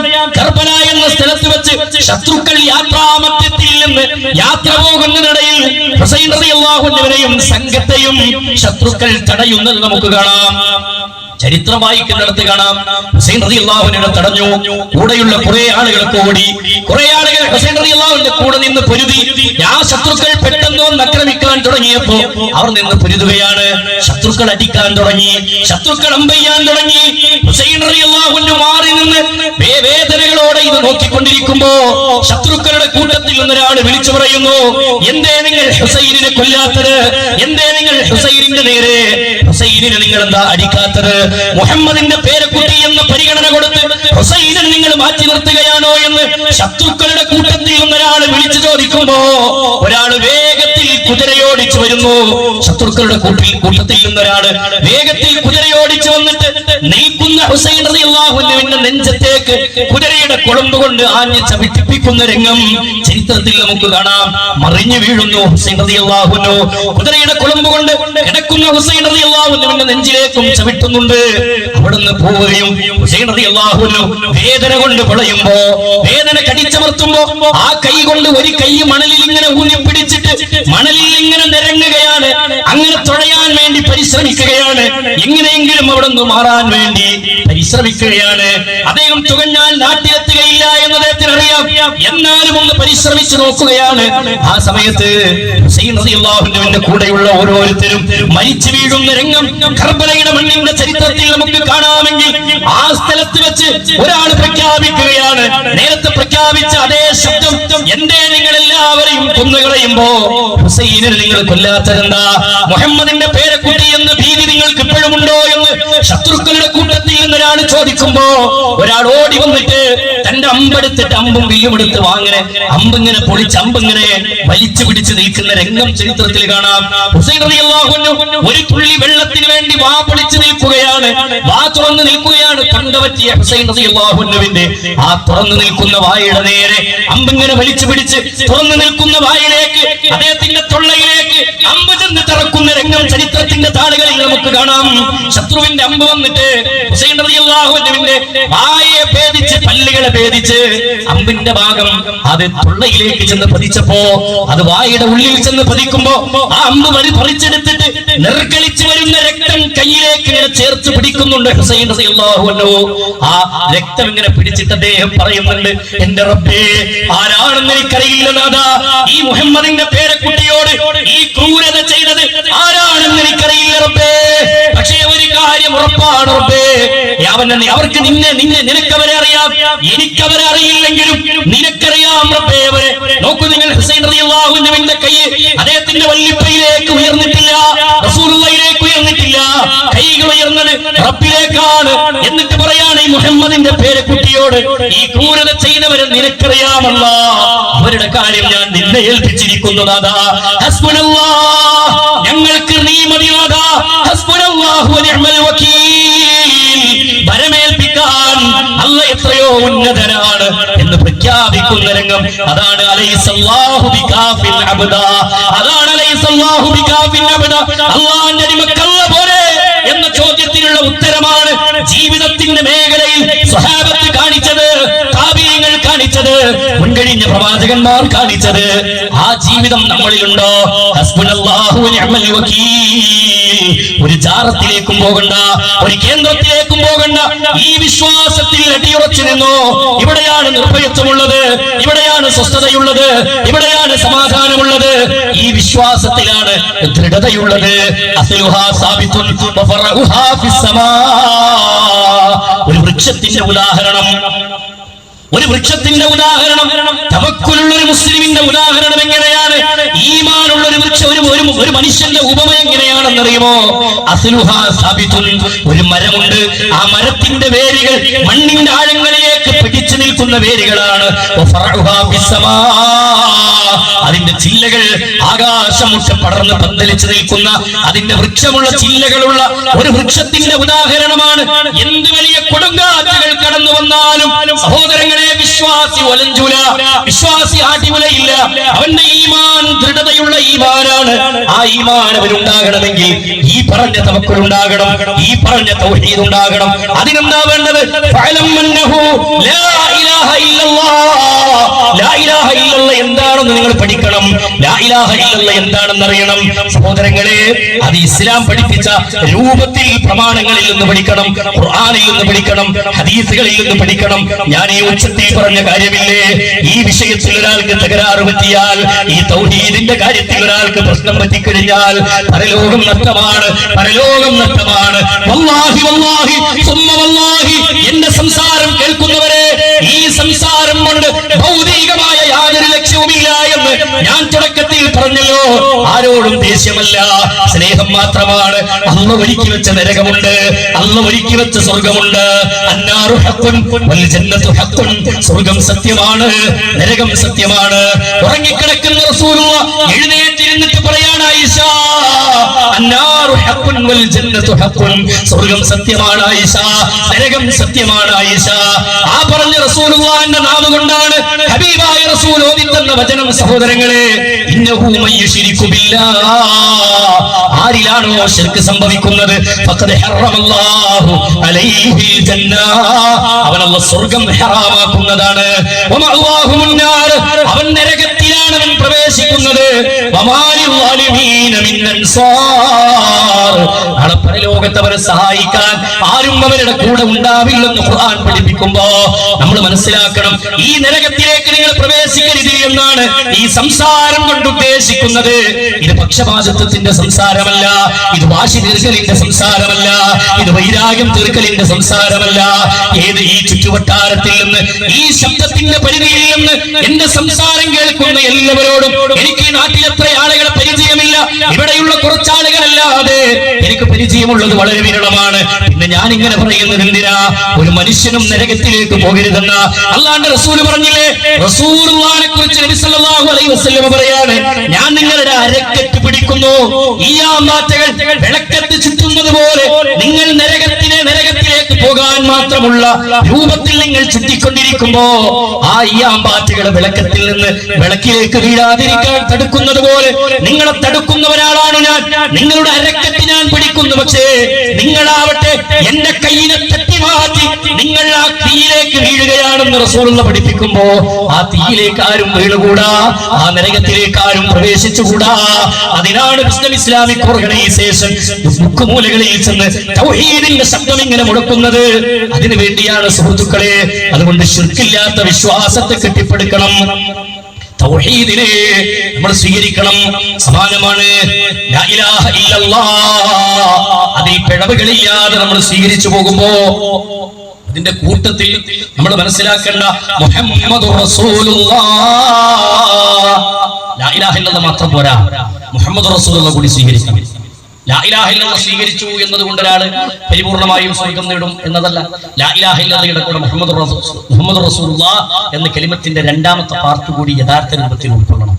എങ്ങനെയാണ് എന്താണ് യഥാർത്ഥ രൂപം, അതിന്റെ തനതായ ശൈലി എന്താ പഠിക്കേണ്ട കാര്യം.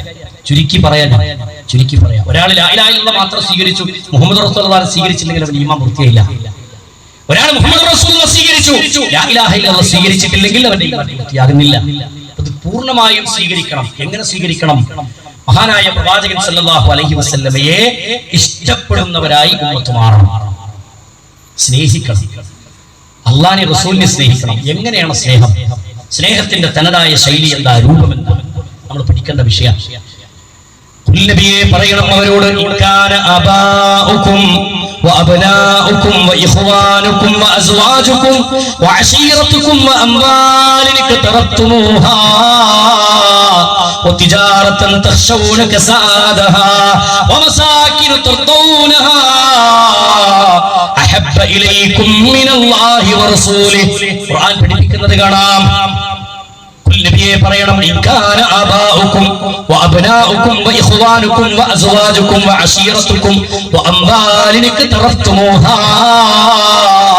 നിങ്ങൾ എല്ലാത്തിനേക്കാളും അല്ലാഹുവിനെ റസൂൽ ഇഷ്ടപ്പെടണം. നിങ്ങളുടെ സ്വന്തം ശരീരത്തെക്കാൾ, നിങ്ങളുടെ മാതാപിതാക്കളെക്കാൾ, നിങ്ങളുടെ മക്കളെക്കാൾ, നിങ്ങളുടെ സഹോദരന്മാരെക്കാൾ, സഹോദരിമാരെക്കാൾ, നിങ്ങളുടെ സമ്പത്തിനേക്കാൾ, നഷ്ടം സംഭവിക്കുമെന്ന് നിങ്ങൾ വിചാരിക്കുന്ന നിങ്ങളുടെ കച്ചവടത്തെക്കാൾ, നിങ്ങളുടെ അധികാരങ്ങളെക്കാൾ, സ്ഥാനങ്ങളെക്കാൾ, എല്ലാത്തിനേക്കാളും നിങ്ങൾ ഇഷ്ടപ്പെടേണ്ടത് അല്ലാഹുവിനെയും റസൂലിനെയുമാണ്. അപ്പോഴാണ് ഈമാനിന്റെ പൂർത്തീകരണം ഉണ്ടാകുന്നത്. ലാ യുഅ്മിനു അഹദുകും ഹത്താ അകൂന അഹബ്ബ ഇലൈഹി മിൻ വാലിദിഹി വവലദിഹി വന്നാസി അജ്മഈൻ. നിങ്ങളിൽ ആരും മുഅ്മിനീങ്ങളാവുകയില്ല ഹത്താ അകൂന അഹബ്ബ ഇലൈഹി മിൻ വാലിദിഹി വവലദിഹി വന്നാസി അജ്മഈൻ. നിങ്ങളുടെ ശരീരത്തെക്കാളും മാതാപിതാക്കളെക്കാളും ലോകത്തുള്ള സകല മനുഷ്യരെക്കാളും നിങ്ങൾ അല്ലാഹുവിനെയും അല്ലാഹുവിന്റെ റസൂലിനെയും ഇഷ്ടപ്പെടുമ്പോഴാണ് നിങ്ങൾ മുഅ്മിനാകുന്നത്. അപ്പോഴാണ് മുഅ്മിനാവുക. അതാണ് ഈമാനുള്ളവന്റെ ക്വാളിറ്റി. ഇതാണ് സ്നേഹം. എങ്ങനെ സ്നേഹിക്കണം? സ്നേഹം അനുസരണത്തിലൂടെ പ്രകടമാകേണ്ടതാണ്. അനുസരണത്തിലൂടെ പ്രകടമാകേണ്ടതാണ്. നബിയെ പറയൂ അവരോട്, ഇൻ കുൻതും തുഹിബ്ബൂനല്ലാഹ് ഫത്തബിഊനി യുഹിബ്ബുകുമുല്ലാഹ്. നബിയെ പറഞ്ഞു കൊടുക്കൂ, ഇൻ കുൻതും തുഹിബ്ബൂനല്ലാഹ്, നിങ്ങൾ അല്ലാഹുവിനെ ഇഷ്ടപ്പെടുന്നവരാണെങ്കിൽ ഫത്തബിഊനി, നിങ്ങൾ എന്നെ പിൻപറ്റണം. അതായത് റസൂലുള്ളാഹിനെ നിങ്ങൾ പിൻപറ്റണം. എങ്കിൽ യുഹിബ്ബുകുമുല്ലാഹ്, അല്ലാഹ് നിങ്ങളെ ഇഷ്ടപ്പെടുന്നതാണ്. ഇപ്പൊ പടച്ചോന്റെ ഇഷ്ടം കിട്ടണമെങ്കിൽ എന്ത് വേണം? റസൂലുള്ളാഹിനെ ചാണിന് ചാണായും മുഖത്തിന് മുഖമായും പിൻപറ്റണം. അതാണ് സ്നേഹം. അതാണ് സ്നേഹം. അതാണ് പണ്ഡിതന്മാർ ഈ ആയത്തിൽ വിവരിച്ചിട്ട് പറഞ്ഞത്, തഅസിർ റസൂല വഅൻത തുൽഹിറു ഹുബ്ബഹു ഹദാ ലഅംരി ഫിൽ ഖിയാസ് ബദീഉ ലൗ കാന ഹുബ്ബുക സാദിഖൻ ലഅതഅതഹു ഇന്നൽ മുഹിബ്ബ ലിമൻ യുഹിബ്ബു മുതീഉ. നിങ്ങൾ അല്ലാഹുവിനെ ഇഷ്ടപ്പെടുന്നു എന്ന്, അല്ലാഹുവിന്റെ റസൂലിനെ നിങ്ങൾ ഇഷ്ടപ്പെടുന്നു എന്ന് നാവ് കൊണ്ട് പറയൽ മാത്രമല്ല, ഇഷ്ടം മറിച്ച് ആ ഇഷ്ടം യാഥാർത്ഥ്യമാകുന്നത് അനുസരണത്തിലൂടെയാണ്. റസൂലുള്ളാഹിനെ അനുസരിച്ച് ജീവിക്കുമ്പോഴാണ് ഒരു മനുഷ്യൻ യഥാർത്ഥത്തിൽ റസൂലുള്ളാഹിനെ ഇഷ്ടപ്പെടുന്ന മുഅ്മിനായി മാറുക. അത് ആദർശത്തിന്റെ വിഷയത്തിൽ മാത്രമല്ല, കുടുംബത്തിൽ അനുസരണം വേണം, വ്യക്തി ജീവിതത്തിൽ വേണം, കച്ചവടത്തിൽ വേണം, ഇടപാടുകൾ നടത്തുന്നിടത്ത് അനുസരണം വേണം. എല്ലാ രംഗത്തും ആ അനുസരണം അനിവാര്യമാണ്. അനുസരണമില്ലാതെ, റസൂലുള്ളാഹിനോടുള്ള അനുസരണമില്ലാതെ സ്വർഗം നേടാനാവില്ല. ഇതാണ് നബി കരീം സല്ലല്ലാഹു അലൈഹി വസല്ലം പഠിപ്പിച്ച ദൃഢമായ ഈമാനുമായി ബന്ധപ്പെട്ട് കിടക്കുന്ന ഒരു മേഖല. അതുകൊണ്ട് അടിവരയിട്ട് സഹോദരങ്ങളെ നമ്മുടെ കാര്യങ്ങൾ മനസ്സിലാക്കി മുന്നോട്ട് പോകണം. റഹ്മാനായ റബ്ബ് നമ്മളെ പഠിപ്പിച്ചു. ആ അനുസരണത്തിന്റെ രൂപം എന്താ? അനുസരണത്തിന്റെ രൂപം എന്താ? വമാ ആതാകുമുർ റസൂലു ഫഖുദൂഹു വമാ നഹാകും അൻഹു ഫന്തഹൂ. അല്ലാഹുവിന്റെ റസൂൽ എന്തെന്ന് നിങ്ങൾക്ക് കൊണ്ടുവന്നതെന്നോ അതിനെ നിങ്ങൾ സ്വീകരിക്കണേ. എന്തെന്ന് റസൂൽ നിങ്ങളിൽ നിന്ന് ഒഴിവാക്കിയോ, നിങ്ങളിൽ നിന്ന് വിലക്കിയോ, അതിനെ നിങ്ങൾ ഒഴിവാക്കുകയും ചെയ്യണേ. റസൂൽ കൊണ്ടുവന്ന് തന്നതാണ് സ്വീകരിക്കേണ്ടത്. ദീനെന്താ? ഇസ്ലാം എന്താ? റസൂൽ എന്തൊരു ദീനാണോ മതമായി നമുക്ക് പഠിപ്പിച്ചു തന്നത്, അത് ദീനായി സ്വീകരിക്കുമ്പോഴാണ് നമുക്ക് സ്വർഗം കിട്ടുക. അപ്പോഴാണ് ഇസ്ലാം ആകുക. പക്ഷേ പലപ്പോഴും ഇസ്ലാം എന്നത് പൂർത്തീകരിക്കപ്പെട്ടൊരു മതമാണ്. ഹജ്ജത്തുൽ വിദാഇൽ നബി കരീം സല്ലല്ലാഹു അലൈഹി വസല്ലമ അവസാനമായി റസൂലുള്ളാഹി സല്ലല്ലാഹു അലൈഹി വസല്ലമക്ക് ഇറങ്ങിയ ആയത്തിന് പണ്ഡിതന്മാർ വ്യാഖ്യാനം പറഞ്ഞ വചനമില്ലേ? സൂറത്തുൽ മാഇദയിലെ ആയത്ത്, അൽയൗമ അക്മൽതു ലക്കും ദീനക്കും വഅത്മംതു അലൈക്കും നിഅമതി വറളീതു ലക്കുമുൽ ഇസ്ലാമ ദീനാ. ഇതാ നിങ്ങൾക്ക് മതത്തിന്, നിങ്ങൾക്ക് ഇസ്ലാമിനെ നിങ്ങൾക്ക് മതമായി തൃപ്തിപ്പെട്ടു തന്നിരിക്കുന്നു. ഇസ്ലാം ഇവിടെ പൂർത്തിയായി. ഇനി അതിലേക്ക് കൂട്ടാനില്ല, ഒരു സൂചി മുമ്പ് കുറക്കാനില്ല. ഇസ്ലാം അവിടെ പരിപൂർണമായി. ഈ ആയത്തിനെ വിശദീകരിച്ചിട്ട് ഇമാം മാലിക് റഹ്മത്തുള്ളാഹി അലൈഹി പറഞ്ഞു, ഈ ആയത്ത് ഇറങ്ങുന്ന അന്ന് എന്താണോ ദീന് അത് തന്നെയാണ് ഇന്നും ദീന്. അന്ന് എന്ത് ദീനല്ലയോ അത് ഇന്നും ദീനല്ല. നിങ്ങൾക്ക് നല്ലതായി തോന്നിയാലും ശരി, നമ്മുടെ മനസ്സിൽ നല്ലതായി തോന്നാം, പക്ഷെ ദീനാവണമെങ്കിൽ അത് റസൂൽ പഠിപ്പിച്ചിരിക്കണം, സഹാബത്ത് പഠിപ്പിച്ചിരിക്കണം, ഉത്തമരായ തലമുറ പഠിപ്പിച്ചിരിക്കണം. ആരാ ഉത്തമ തലമുറ? നബി സല്ലല്ലാഹു അലൈഹി വസല്ലം പറഞ്ഞല്ലോ, ഖൈറുൽ നാസി ഖർനി, ഉത്തമരായ തലമുറ എന്റെ തലമുറയാണ്. സുമ്മല്ലദീന യലൂനഹും സുമ്മല്ലദീന യലൂനഹും, ഉത്തമരായ തലമുറ എന്റെ തലമുറയാണത് സ്വഹാബത്താണ്. സുമ്മല്ലദീന യലൂനഹും, പിന്നീട് അതിനടുത്ത തലമുറയാണ്, അത് താബീഈങ്ങളാണ്. സുമ്മല്ലദീന യലൂനഹും, പിന്നീട് അതിനടുത്ത തലമുറയാണ്, അത് തബഉ താബീഈങ്ങളാണ്. ഈ മൂന്ന് തലമുറയാണ് യഥാർത്ഥത്തിൽ ഖൈറുൽ ഖുറൂനി ഖർനി, ഉത്തമരായ തലമുറ എന്ന് ഖുർആൻ വിളിച്ച മൂന്ന് തലമുറ. ഈ തലമുറക്ക് പരിചയമുള്ളതാണ് ദീന്. ഈ തലമുറക്ക് പരിചയമില്ലാത്തത് ദീനാവുകയില്ല, ഇസ്ലാമാവുകയില്ല. ഞാൻ ഒരു 2-3 ഉദാഹരണങ്ങൾ നമ്മുടെ നാടിനെ സംബന്ധിച്ച് ഉള്ള ചില ഉദാഹരണങ്ങൾ പഠിക്കാം. അതായത് ദീനാണ് എന്ന് പറഞ്ഞുകൊണ്ട് നമ്മുടെ നാടുകളിൽ പുണ്യം കിട്ടുമെന്ന് പ്രതീക്ഷിച്ചുകൊണ്ട് ചെയ്യുന്ന പലതും പുണ്യമുള്ളതല്ല. ഇപ്പൊ നോക്കിയാണ്, ഖുർആൻ ഓതുന്നത് വലിയ കൂലി കിട്ടുന്ന കാര്യമാണ്. നമ്മുടെ വീടുകളൊക്കെ എപ്പോഴും തിലാവത്ത് കൊണ്ട് നിറഞ്ഞു നിൽക്കുന്ന വീടാകണം. മഗ്‌രിബ് കഴിഞ്ഞാൽ വീട്ടിൽ ഖുർആൻ ഓതാത്ത വീടുകൾ മുസ്ലിമിന്റെ വീടുണ്ടാകരുത്. എപ്പോഴും വീട്ടിൽ ഖുർആൻ ഓതണം. ഖുർആനിന്റെ പാരായണം കൊണ്ട് നിറഞ്ഞു നിൽക്കണം. ഒരക്ഷരത്തിന് 10 പ്രതിഫലമാണ്. ഒരക്ഷരത്തിന് 10 പ്രതിഫലമാണ്.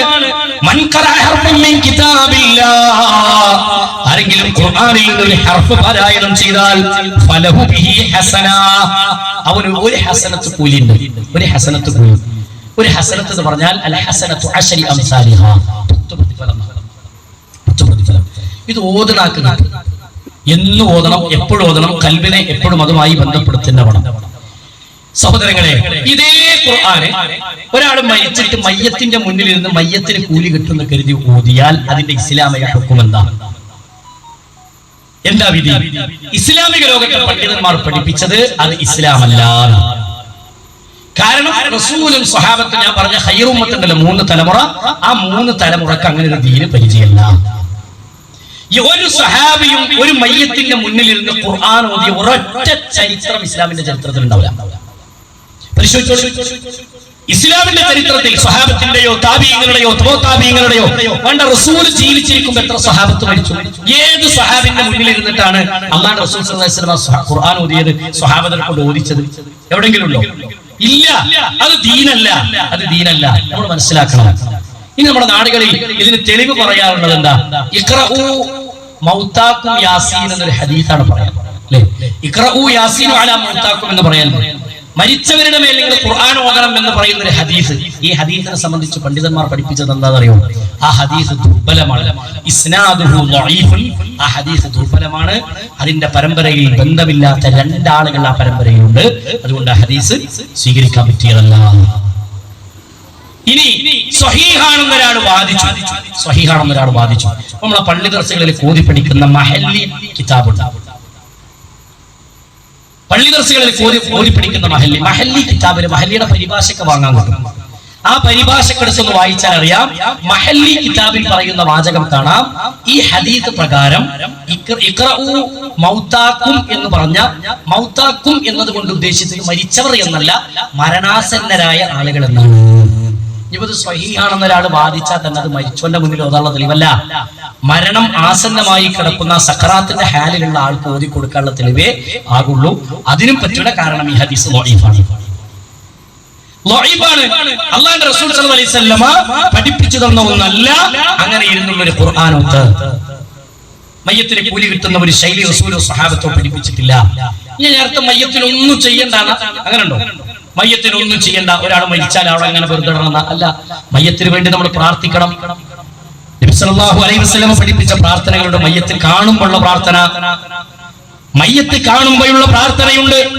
മയ്യത്തിന്റെ പരലോക മോചനത്തിന് വേണ്ടി തസ്ബീഹുകൾ ചൊല്ലാൻ നബി കരീം സല്ലല്ലാഹു അലൈഹി വസല്ലം പഠിപ്പിച്ചു. മയ്യത്ത് നിസ്കാരം ഒരു കാരണവശാലും നഷ്ടപ്പെടുത്താതിരിക്കുക. മയ്യത്തിനോട് നമുക്ക് ചെയ്യാനുള്ള ഏറ്റവും വലിയ കടപ്പാട് എന്നുള്ളത് അതാണ്. മയ്യത്ത് കുളിപ്പിക്കുന്നിടത്ത്, അതിനെ കഫൻ പുടവയിൽ പൊതിയുന്നിടത്ത് എല്ലാ കാര്യത്തിലും മുന്നിൽ ഉണ്ടാവുകയും ആ കാര്യങ്ങളൊക്കെ വ്യക്തമായി ചെയ്തു കൊടുക്കുകയും ചെയ്യുന്നതൊക്കെ കടമകളാണ്. ആ കബറിലേക്ക് ഇറക്കി വെക്കാൻ പോണ്ട മയ്യത്തിന് വേണ്ടി ഇസ്തിഗ്ഫാർ നടത്തുക, പ്രാർത്ഥിക്കുക. അല്ലാഹുമ്മ ഗ്ഫിർ ലഹു, പടച്ചോനെ നീ പുറത്തു കൊടുക്കുക, അല്ലാഹ് നീ പുറത്തു കൊടുക്കുക പടച്ചോനെ എന്ന് പ്രാർത്ഥിക്കുക. ഇത് റസൂലുള്ളാഹി സ്വല്ലല്ലാഹു അലൈഹി വസല്ലം പഠിപ്പിച്ചത്. അല്ലാതെ അവിടെ മയ്യത്തിന്റെ മുന്നിൽ ഖുർആനൊന്നുമില്ല എന്ന് റസൂലുള്ളാഹി സ്വല്ലല്ലാഹു അലൈഹി വസല്ലം പറഞ്ഞു. മയ്യത്തിന് വല്ല കടബാധ്യതകൾ ഉണ്ടെങ്കിൽ അത് ഏറ്റെടുത്തവൾ വളരെ പെട്ടെന്ന് കടയിടപാട് തീർക്കണം. കടമിടപാട് വളരെ പെട്ടെന്ന് തീർക്കണം. അതിങ്ങനെ വലിപ്പിച്ചു നിർത്താൻ പാടില്ല. നിങ്ങൾ എത്ര പെട്ടെന്ന് തീർക്കാൻ പറ്റും അത്രയും പെട്ടെന്ന് തീർക്കണം. അയാളുടെ ഖബറിലെ സ്വസ്ഥതക്ക് വേണ്ടി എന്നാണ്, അല്ലേ? ഇനി അത് മാത്രല്ല, ഉമ്മ മരിച്ചു, ഉമ്മാക്ക് നോമ്പ് നോറ്റ് വീട്ടാനുണ്ട്. ഉമ്മാക്ക് നോമ്പ് ബാക്കിയുണ്ട്, നോറ്റ് വീട്ടാനുള്ള നോമ്പുണ്ടെങ്കിൽ അത് നോറ്റ് വീട്ടുന്ന കാര്യത്തിൽ മക്കൾ ശ്രദ്ധിക്കണം. ഫിദിയ കൊടുത്തിട്ട് അല്ലെങ്കിൽ നോമ്പ് നോറ്റ് വീട്ടിയിട്ട് ഫിദിയ കൊടുത്തിട്ട് ആ ഇടപാടുകൾ പെട്ടെന്ന് പൂർത്തീകരിക്കണം. ഉമ്മ നീയത്താക്കിയ വല്ല സ്വതക്കകളും ഉണ്ടെങ്കിൽ ആ സ്വതക്കകൾ ചെയ്യണം. വാപ്പ നീയത്താക്കിയ സ്വതക്കകൾ ഉണ്ടെങ്കിൽ ആ സ്വതക്കകൾ കൊടുത്തു തീർക്കണം. ഇങ്ങനെ ഓരോ കാര്യത്തിലും മയ്യത്തുമായി ബന്ധപ്പെട്ട മര്യാദകളെ ഹബീബായ റസൂലുള്ളാഹി സ്വല്ലല്ലാഹു അലൈഹി വസല്ലം പഠിപ്പിച്ചിട്ടുണ്ട്. ഉമ്മ എത്തിങ്ങാനേക്ക് എപ്പോഴും എത്തിങ്ങാനേക്ക് ചോറ് കൊടുക്കുന്ന ഒരു ഉമ്മയാണ്. ഉമ്മാക്ക് വലിയ ആഗ്രഹമുള്ള കാര്യമായിരുന്നു. ഉമ്മ മരണപ്പെട്ടു പോയി. ഉമ്മാക്ക് എന്ന നിയ്യത്തിൽ മക്കൾക്കും ചെയ്യാം. അത് ഉമ്മാന്റെ ഖബറിൽ കിട്ടും എന്നാണ് റസൂലുള്ളാഹി സ്വല്ലല്ലാഹു അലൈഹി വസല്ലം പറഞ്ഞത്. അത് ഉമ്മാന്റെ ഖബറിൽ കിട്ടും. പക്ഷേ മയ്യത്തിന്റെ മുന്നിൽ നിന്ന് ഓതിയിട്ട് ഹദിയ ചെയ്താൽ ആ ഹദിയ കിട്ടും എന്ന് ഒരു പണ്ഡിതന്മാരും പറഞ്ഞിട്ടില്ല. മാത്രമല്ല പരിശുദ്ധ ഖുർആനിന്റെ ആയത്തുകളെ വിശദീകരിച്ച് ഇബ്നു കസീർ റഹ്മത്തുള്ളാഹി അലൈഹിയെ പോലുള്ള പണ്ഡിതന്മാർ പറഞ്ഞത് കിട്ടൂല. മയ്യത്തിന്റെ മുന്നിൽ ഇരുന്ന് ഓതിയാൽ അത് മയ്യത്തിന് കിട്ടൂല എന്ന് ഇബ്നു കസീർ, രണ്ടാം ശാഫി എന്നറിയപ്പെടുന്ന ഇമാം നബവിയെ പോലെയുള്ള പണ്ഡിതന്മാർ, മഹല്ലിയെ പോലെയുള്ള പണ്ഡിതന്മാർ, അതേപോലെ തന്നെ ഇബ്നു കസീർ റഹ്മത്തുള്ളാഹി അലൈഹിയെ പോലെയുള്ള പണ്ഡിതന്മാർ വളരെ വ്യക്തമായി നമുക്ക് വിവരിച്ചു തന്ന കാര്യങ്ങളാണ്. അതുകൊണ്ട് സഹോദരങ്ങളെ, ഇങ്ങനെയുള്ള കാര്യങ്ങൾ റസൂൽ പഠിപ്പിച്ച നിരന്തരം ഖുർആൻ ഓതുക എന്നുള്ളത് കൂലി കിട്ടുന്ന കാര്യമാണ്. എന്നാൽ മയ്യത്തിന്റെ മുന്നിൽ ഇരുന്ന് ഓതുക എന്നുള്ളതോ അത് ബിദ്അത്തായി. അപ്പൊ ബിദ്അത്തുകൾ ജീവിതത്തിൽ ഉണ്ടാകുന്നത് റസൂൽ പറഞ്ഞ പോലെ ഇബാദത്തുകൾ ചെയ്യാന്നുള്ളതാണ് നമ്മുടെ ബാധ്യത. ആ ബാധ്യത നിർവഹിക്കുന്നിടത്ത് നമ്മൾ ഉണ്ടാവുക. രണ്ടാമത്തെ ഒരു ഉദാഹരണം പറയാം. സ്വലാത്ത്. ഇസ്ലാമിൽ സ്വലാത്ത് ഉണ്ടോ? ഒരു സംശയം വേണ്ട. മൻ സല്ല അലൈഹി സ്വലാത്തൻ സല്ലല്ലാഹു അലൈഹി ബിഹാ അശറാ. ആരെങ്കിലും റസൂലുള്ളാഹിന്റെ പേരിൽ ഒരു സ്വലാത്ത് ചൊല്ലിയാൽ അവന് 10 പ്രതിഫലം അവന് രേഖപ്പെടുത്തുമെന്ന് ഹബീബുനാ മുഹമ്മദുർ റസൂലുള്ളാഹ് സല്ലല്ലാഹു അലൈഹി വസല്ലം പഠിപ്പിക്കുന്നു. ഉള്ള കാര്യമാണ്. അതെ, ഹബീബായ റസൂലുള്ളാഹിന്റെ പേര് കേട്ടിട്ടും സ്വലാത്ത് ചൊല്ലാത്തവൻ ബഖീലാണ്, പിശുക്കനാണെന്ന് നബി കരീം സല്ലല്ലാഹു അലൈഹി വസല്ലം പഠിപ്പിച്ചിട്ടുണ്ട്. റസൂലിന്റെ പേര് കേൾക്കുമ്പോ സല്ലല്ലാഹു അലൈഹി വസല്ലം എന്ന് പറയണം. അത് പറയണം. അല്ലാഹുവിന്റെ റസൂൽ സല്ലല്ലാഹു അലൈഹി വസല്ലം പഠിപ്പിച്ചതാണ്. അതുകൊണ്ട് സഹോദരങ്ങളെ, സ്വലാത്ത് അവിടെയൊക്കെ നമ്മൾ എന്ത് ചെയ്യണം? സ്വലാത്തുകൾ വർദ്ധിപ്പിക്കണം. ഖുർആനിൽ ആയത്തിറങ്ങിയ അയ്യുഹല്ലദീന ആമനൂ, സത്യവിശ്വാസികളെ സല്ലു അലൈഹി വസല്ലിമു തസ്ലീമാ, നിങ്ങൾ അല്ലാഹുവിന്റെ റസൂലിന്റെ മേൽ സ്വലാത്തിനെയും സലാമിനെയും നിങ്ങൾ വർദ്ധിപ്പിക്കണം കേട്ടോ. സ്വലാത്തും സലാമും വർദ്ധിപ്പിക്കാൻ പറഞ്ഞു നബി സല്ലല്ലാഹു അലൈഹി വസല്ലമയുടെ പേരിൽ സ്വലാത്തും സലാമും. സ്വഹാബത്ത് വന്നിട്ട് ചോദിക്കാണ്, അല്ലാഹുവിന്റെ റസൂലേ, സലാം പറയേണ്ടത് എങ്ങനെയാണെന്ന് ഞങ്ങൾക്കറിയാം, എന്നാൽ കൈഫ നുസല്ലിയ അലൈക യാ റസൂലല്ലാഹ്, റസൂലേ നിങ്ങളുടെ പേരിൽ ഞങ്ങൾ എങ്ങനെയാണ് സ്വലാത്ത് ചൊല്ലേണ്ടത്? സ്വലാത്ത് ഞങ്ങൾക്ക് പറഞ്ഞു തരുമോ? അന്ന് നബി സല്ലല്ലാഹു അലൈഹി വസല്ലം പഠിപ്പിച്ച സ്വലാത്താണ്, അന്ന് റസൂൽ പഠിപ്പിച്ച സ്വലാത്താണ് അല്ലാഹുമ്മ സ്വല്ലി അലാ മുഹമ്മദിൻ വഅലാ ആലി മുഹമ്മദിൻ കമാ സല്ലൈത അലാ ഇബ്രാഹീമ വഅലാ ആലി ഇബ്രാഹീമ ഇന്നക ഹമീദും മജീദ്. ഇത് റസൂൽ പറഞ്ഞ സ്വലാത്താണ്.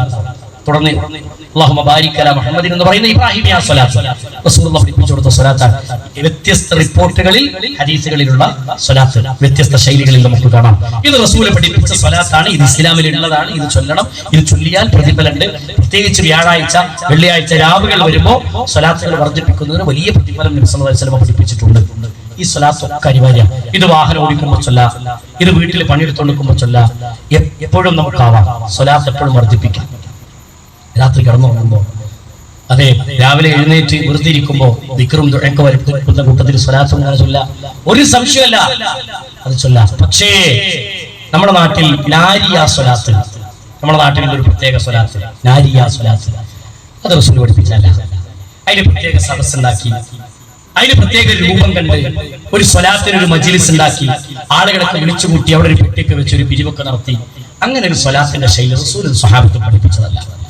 അങ്ങനെ ഒരു സ്വലാത്ത് ദീനല്ല, ഇസ്ലാമിലില്ല. അത് ബിദ്അത്താണ്, പുത്തനാചാരമാണ് എന്ന് നമ്മൾ മനസ്സിലാക്കാം. അല്ലാഹു കാര്യങ്ങൾ മനസ്സിലാക്കുന്നവരുടെ കൂട്ടത്തിൽ നമ്മൾ ഉൾപ്പെടുത്തുമാറാവട്ടെ. അപ്പൊ ഇസ്ലാമിൽ ഉള്ളതും ഇല്ലാത്തതും നെല്ലും പതിരും വേർതിരിച്ച് നമ്മൾ എന്ത് ചെയ്യണം? പഠിക്കണം, മനസ്സിലാക്കണം എന്നാണ് ഓർമ്മപ്പെടുത്താനുള്ളത്.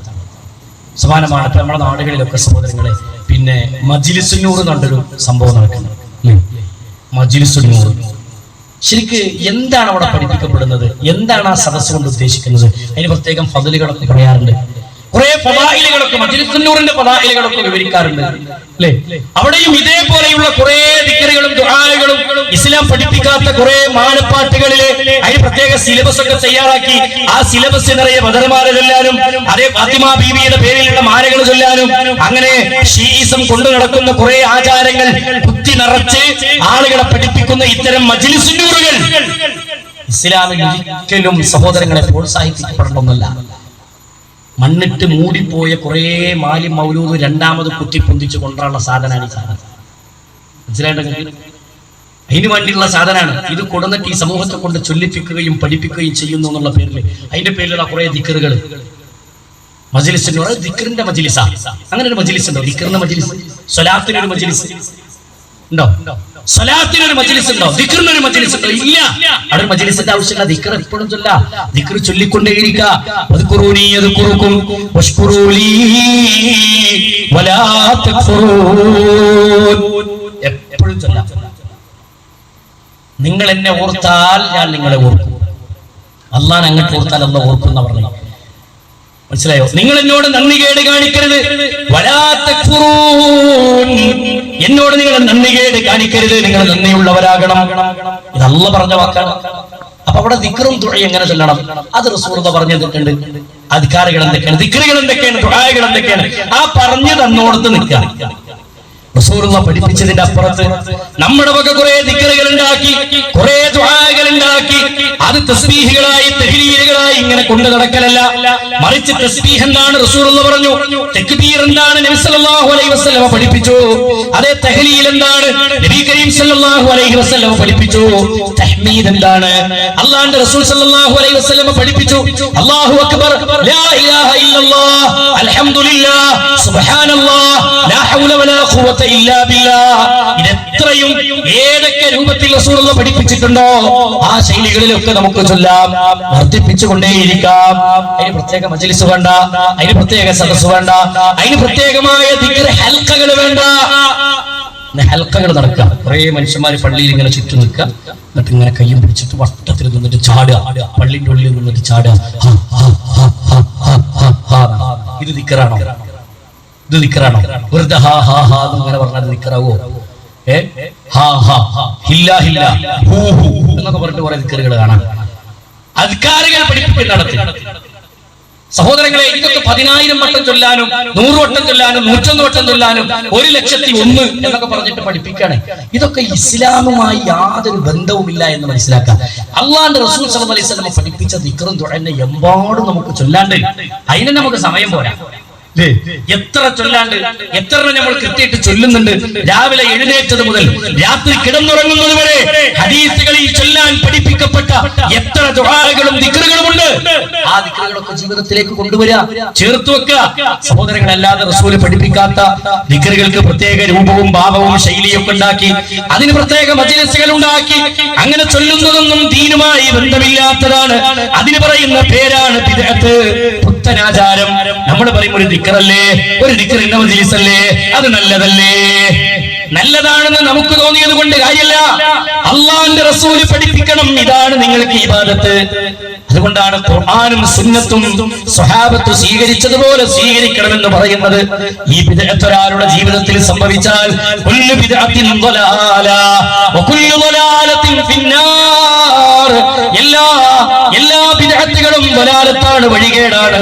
എല്ലാ വഴികേടും കൊണ്ടുപോയി എത്തിക്കുന്നത് നരകത്തിലേക്കാണ്. അതുകൊണ്ട് ബിദ്അത്തുകളൊക്കെ നരകത്തിലേക്കാണ്. ഇത്തരം ബിദ്അത്തുകളൊന്നും ജീവിതത്തിൽ ഉണ്ടാകരുത്. റസൂലുള്ളാഹി പഠിപ്പിച്ചത്, സ്വഹാബത്തിന്റെ പരിചയമുള്ളത്, അള്ളാഹുവിന്റെ ഗ്രന്ഥങ്ങളിൽ നമുക്ക് വിവരിച്ചു തന്നത് ഇതായിരിക്കണം ഇസ്ലാം. ആ ചട്ടക്കൂടിന്റെ ഉള്ളിൽ നിന്ന് പ്രവർത്തിക്കാൻ നമുക്ക് സാധിക്കുക എന്നതാണ്. അള്ളാഹു മനസ്സിലാക്കാനുള്ള തൗഫീഖ് നൽകുമാറാവട്ടെ. പ്രിയമുള്ള സഹോദരങ്ങളെ, സുഹൃത്തുക്കളെ, ഞാൻ എന്റെ സംസാരം ചുരുക്കുമ്പോ അവസാനമായി ഓർമ്മപ്പെടുത്തുന്നത്, എന്റെ സഹോദരങ്ങൾ, എന്റെ ശബ്ദം കേൾക്കുന്ന, എന്റെ മുന്നിലിരിക്കുന്നവർ, എന്റെ സംസാരത്തെ ശ്രദ്ധിക്കുന്ന മുഴുവൻ ആളുകളോടും ഓർമ്മപ്പെടുത്താനുള്ള കാര്യം എന്തെന്നറിയുമോ? മുഹമ്മദുർ റസൂലുള്ളാഹ് സല്ലല്ലാഹു അലൈഹി വസല്ലമയെ ജീവിതത്തിന്റെ നിഖില മേഖലകളിലും നമ്മൾ ചേർത്ത് വെക്കണം, ചേർത്ത് പിടിക്കണം. എല്ലാ രംഗത്തും, ഇബാദത്തിന്റെ രംഗത്ത് പ്രത്യേകിച്ച് നമ്മൾ ശ്രദ്ധയോടെ കൈകാര്യം ചെയ്യണം. അല്ലാഹുവിന്റെ റസൂൽ വഫാത്താകുന്ന നേരത്ത് പറഞ്ഞതാണ് അസ്സലാ അസ്സലാ അസ്സലാ, നിസ്കാരത്തിന്റെ കാര്യം നിങ്ങൾ ശ്രദ്ധിക്കണേ, നിസ്കാരത്തിന്റെ കാര്യം നിങ്ങൾ ശ്രദ്ധിക്കണേ എന്ന് നബി സല്ലല്ലാഹു അലൈഹി വസല്ലം പഠിപ്പിച്ചു. ഹദീസല്ലേ അല്ലേ സഹോദരങ്ങളെ? അല്ലാഹുവിന്റെ റസൂൽ സല്ലല്ലാഹു അലൈഹി വസല്ലം പഠിപ്പിച്ചിട്ടില്ലേ? ആ നിസ്കാരത്തിന്റെ കാര്യത്തിൽ നമുക്ക് വീഴ്ച പറ്റിക്കൂടാ. ജമാഅത്തായുള്ള നിസ്കാരത്തിൽ പുരുഷന്മാർ മുന്നിൽ ഉണ്ടാവണം. പെണ്ണ് പള്ളിയിലേക്ക് പോയാൽ ആ പെണ്ണിന്റെ പ്രതിഫലമുണ്ട്. പക്ഷേ പുരുഷന് നിർബന്ധമുള്ളതുപോലെ പെണ്ണിന് നിർബന്ധമില്ല എന്ന് മാത്രം. പോയാൽ അവൾക്ക് പ്രതിഫലമുണ്ട്. തടയാനും അവളെ തടയാനും പാടില്ല. പക്ഷേ നബി സല്ലല്ലാഹു അലൈഹി വസല്ലം നിസ്കാരത്തിന്റെ കാര്യത്തിൽ പുരുഷന്മാരോട് പറഞ്ഞത് ജമാഅത്തിന്റെ പള്ളിയിലെത്തുക എന്നത് പുരുഷനെ സംബന്ധിച്ച് നിർബന്ധമാണ്. കൃത്യമായ ഉദറുകൾ ഉണ്ടെങ്കിൽ ഒഴികെ, കാരണങ്ങൾ ഉണ്ടെങ്കിൽ മാത്രമേ ഒഴിവാകാൻ വകുപ്പുള്ളൂ. നിസ്കാരത്തിന്റെ കാര്യം ശ്രദ്ധിക്കണം. സമാനമാണ് മറ്റു എല്ലാ കർമ്മങ്ങളിലും നമ്മൾ മുന്നിലുണ്ടാവണം. എന്റെ ഉമ്മമാരോട്, സംസാരം കേൾക്കുന്ന സഹോദരിമാരോട്, സമയത്ത് നിസ്കരിക്കാൻ നിങ്ങൾക്ക് കഴിയണം. നിസ്കാരത്തിൽ അപാകത സംഭവിച്ചു കഴിഞ്ഞാൽ പരലോകം നഷ്ടമാകും. മഹ്ശറാ ലോകത്ത് തലകുനിക്കേണ്ട ഗതി വരും സഹോദരിമാരെ. അതുകൊണ്ട് നിസ്കാരം ഇന്ന സ്വലാത്ത കാനത് അലൽ മുഅ്മിനീന കിതാബൻ മൗഖൂതാ, സമയം നിർണയിക്കപ്പെട്ട നിർബന്ധ കർമ്മമാണ് നിസ്കാരം. ആ നിസ്കാരത്തിന്റെ കാര്യത്തിൽ നമ്മൾ ശ്രദ്ധ പാലിക്കണം. ഒരു വക്തും ആകാതെ ബാത്തിലാകാതെ മുറുകെ പിടിച്ച് മുന്നോട്ട് പോകുന്നവരായി നമ്മൾ മാറണം. അതിന്റെ കൂടെ നമ്മൾ ചേർത്ത് വെക്കേണ്ടത് ധാരാളമായി ദാനധർമ്മങ്ങൾ നമ്മൾ വർദ്ധിപ്പിക്കണം. പാവപ്പെട്ടവന്റെ വേദനകൾ തിരിച്ചറിയണം. സമ്പത്ത് കൊണ്ട് അല്ലാഹുവിലേക്ക് എടുക്കണം, ആരോഗ്യം കൊണ്ട് അല്ലാഹുവിലേക്ക് എടുക്കണം, അധികാരികൾ കൊണ്ട് അല്ലാഹുവിലേക്ക് എടുക്കണം, രോഗികളെ സന്ദർശിച്ചുകൊണ്ട് അല്ലാഹുവിലേക്ക് എടുക്കണം. പാവപ്പെട്ടവർക്ക് സമാധാനത്തിന്റെ ആശ്വാസം നൽകുന്ന ആശ്വാസത്തിന്റെ വാക്കുകൾ കൊണ്ട് പൊതിയുന്നവരായി നമ്മൾ മാറണം. എല്ലാ മേഖലയിലും നമ്മൾ ശ്രദ്ധ കൈവരിക്കണം. അല്ലാഹു മനസ്സിലാക്കാനുള്ള തൗഫീഖ് നൽകുമാറാകട്ടെ. എല്ലാ രംഗത്തും നമ്മുടെ ഇബാദത്തിന്റെ രംഗത്തൊക്കെ മുന്നിൽ ഉണ്ടാവുക. സമാനമാണ് ഇന്ന് നമ്മുടെ നാടുകളിൽ മക്കൾ ഏറ്റവും കൂടുതൽ വഴിവിടക്കുന്ന മേഖല, അത് ലഹരിയുടെ വിഷയമാണ്. അല്ലാഹു കാത്തുരക്ഷിക്കുമാറാകട്ടെ. ഓരോ കാലഘട്ടം വർദ്ധിക്കുമ്പോഴും ഓരോ പുതിയ തലമുറ വരുന്തോറും സഹോദരങ്ങളെ തിന്മകൾ കൂരമ്പുകളായി വർദ്ധിച്ചുകൊണ്ടിരിക്കുകയാണ്.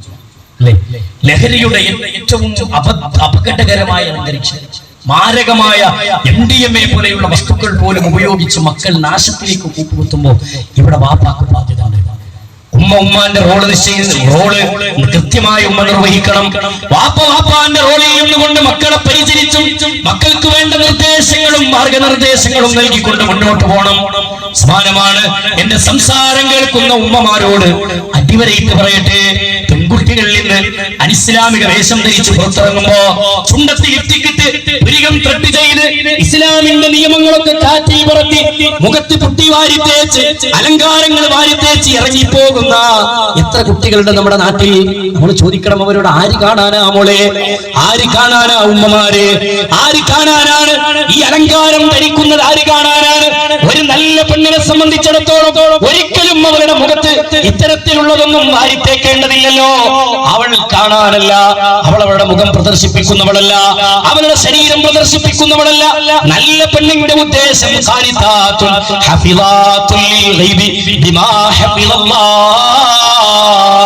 അടങ്ങി ഒതുങ്ങി ജീവിക്കുന്നവളാണ്.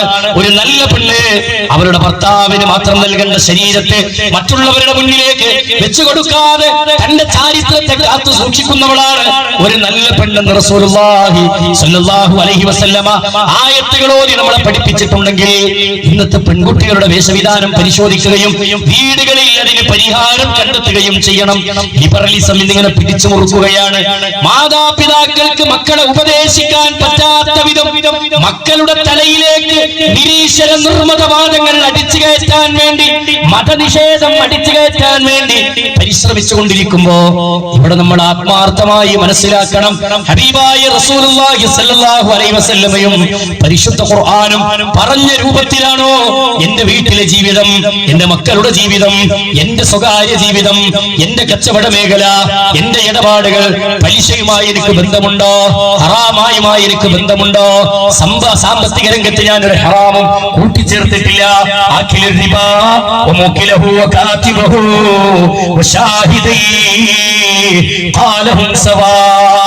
വാങ്ങുന്നവനും കൊടുക്കുന്നവനും കൂട്ടുനിൽക്കുന്നവനും സാക്ഷി നിൽക്കുന്നവരും എല്ലാവരും ഒരുപോലെയാണെന്ന് റസൂലുള്ള പറഞ്ഞ പലിശ, അത് നമ്മുടെ കുടുംബത്തിലില്ല എന്ന് ഉറപ്പുവരുത്തുക. നമ്മുടെ മക്കൾ അതിന്റെ ഭക്ഷണം കഴിക്കുന്നില്ല എന്ന് ഉറപ്പുവരുത്തുക. എല്ലാ മേഖലയും ശ്രദ്ധിക്കുക. ഒക്കെ എന്തിനാ ശ്രദ്ധിക്കണം എന്നറിയ സഹോദരങ്ങളെ? മരണം എന്ന യാഥാർത്ഥ്യം നമ്മളെ കണ്ടുമുട്ടുന്ന ഒരു ദിവസം നമുക്ക് വരാനുണ്ട്. നമ്മൾ മരിക്കും, മയ്യത്തായി പോകുന്ന ഒരു ദിവസം. മരിക്കില്ല എന്ന് വാശി പിടിക്കാൻ ആർക്കെങ്കിലും പറ്റുമോ?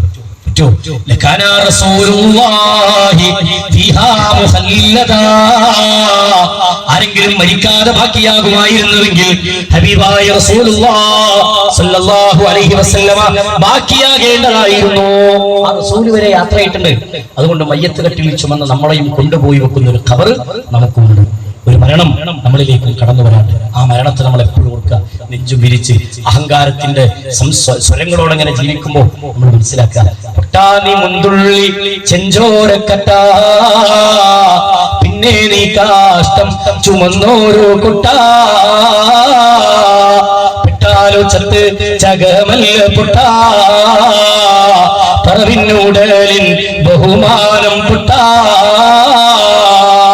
ഉമ്മാന്റെ ഗർഭപാത്രത്തിൽ നിന്ന് ജനിക്കുന്നതിന് മുമ്പ് നീ ഒരു രക്തക്കെട്ടയായിരുന്നു, പിന്നെ നീ ഒരു കാഷ്ടപ്പെട്ടയായി, പിന്നീട് മയ്യത്ത് കെട്ടിലിൽ ചുമന്ന് ഖബറിലേക്ക് കൊണ്ടുപോയി വെക്കുന്ന വെറും ജഡമായി നീ മാറുന്നൊരു ദിവസം വരാനുണ്ട്. അന്ന് ഭർത്താവിന്റെ മയ്യത്തുമായി പോകുമ്പോ മൈനറിയത്തിയുമായി കന്തടം ഒലിച്ചില്ലേ, മണവാട്ടിയെയും വിട്ടതൽബുധമല്ലേ, കെട്ടിപ്പിടിച്ചവൾ ചുംബനം തന്നില്ലേ, അവൾ അന്യമെത്തയിൽ പെട്ടതൽബുധമല്ലേ. വിശദീകരണത്തിന്റെ ആവശ്യമില്ലാത്ത നിലക്ക് കവികൾ രേഖപ്പെടുത്തിയ വാക്കാണെങ്കിൽ നമ്മുടെ മയ്യത്ത് കൊണ്ടുപോകുന്ന അന്നത്തെ ദിവസം വിതുമ്പുന്നവർ, കരയുന്നവർ, നിലവിളി കൂട്ടുന്നവർ എല്ലാവരുമുണ്ട്. പക്ഷേ ഖബറിലേക്ക് പോയി കിടക്കേണ്ട എന്റെ കയ്യിൽ എന്തുണ്ട്?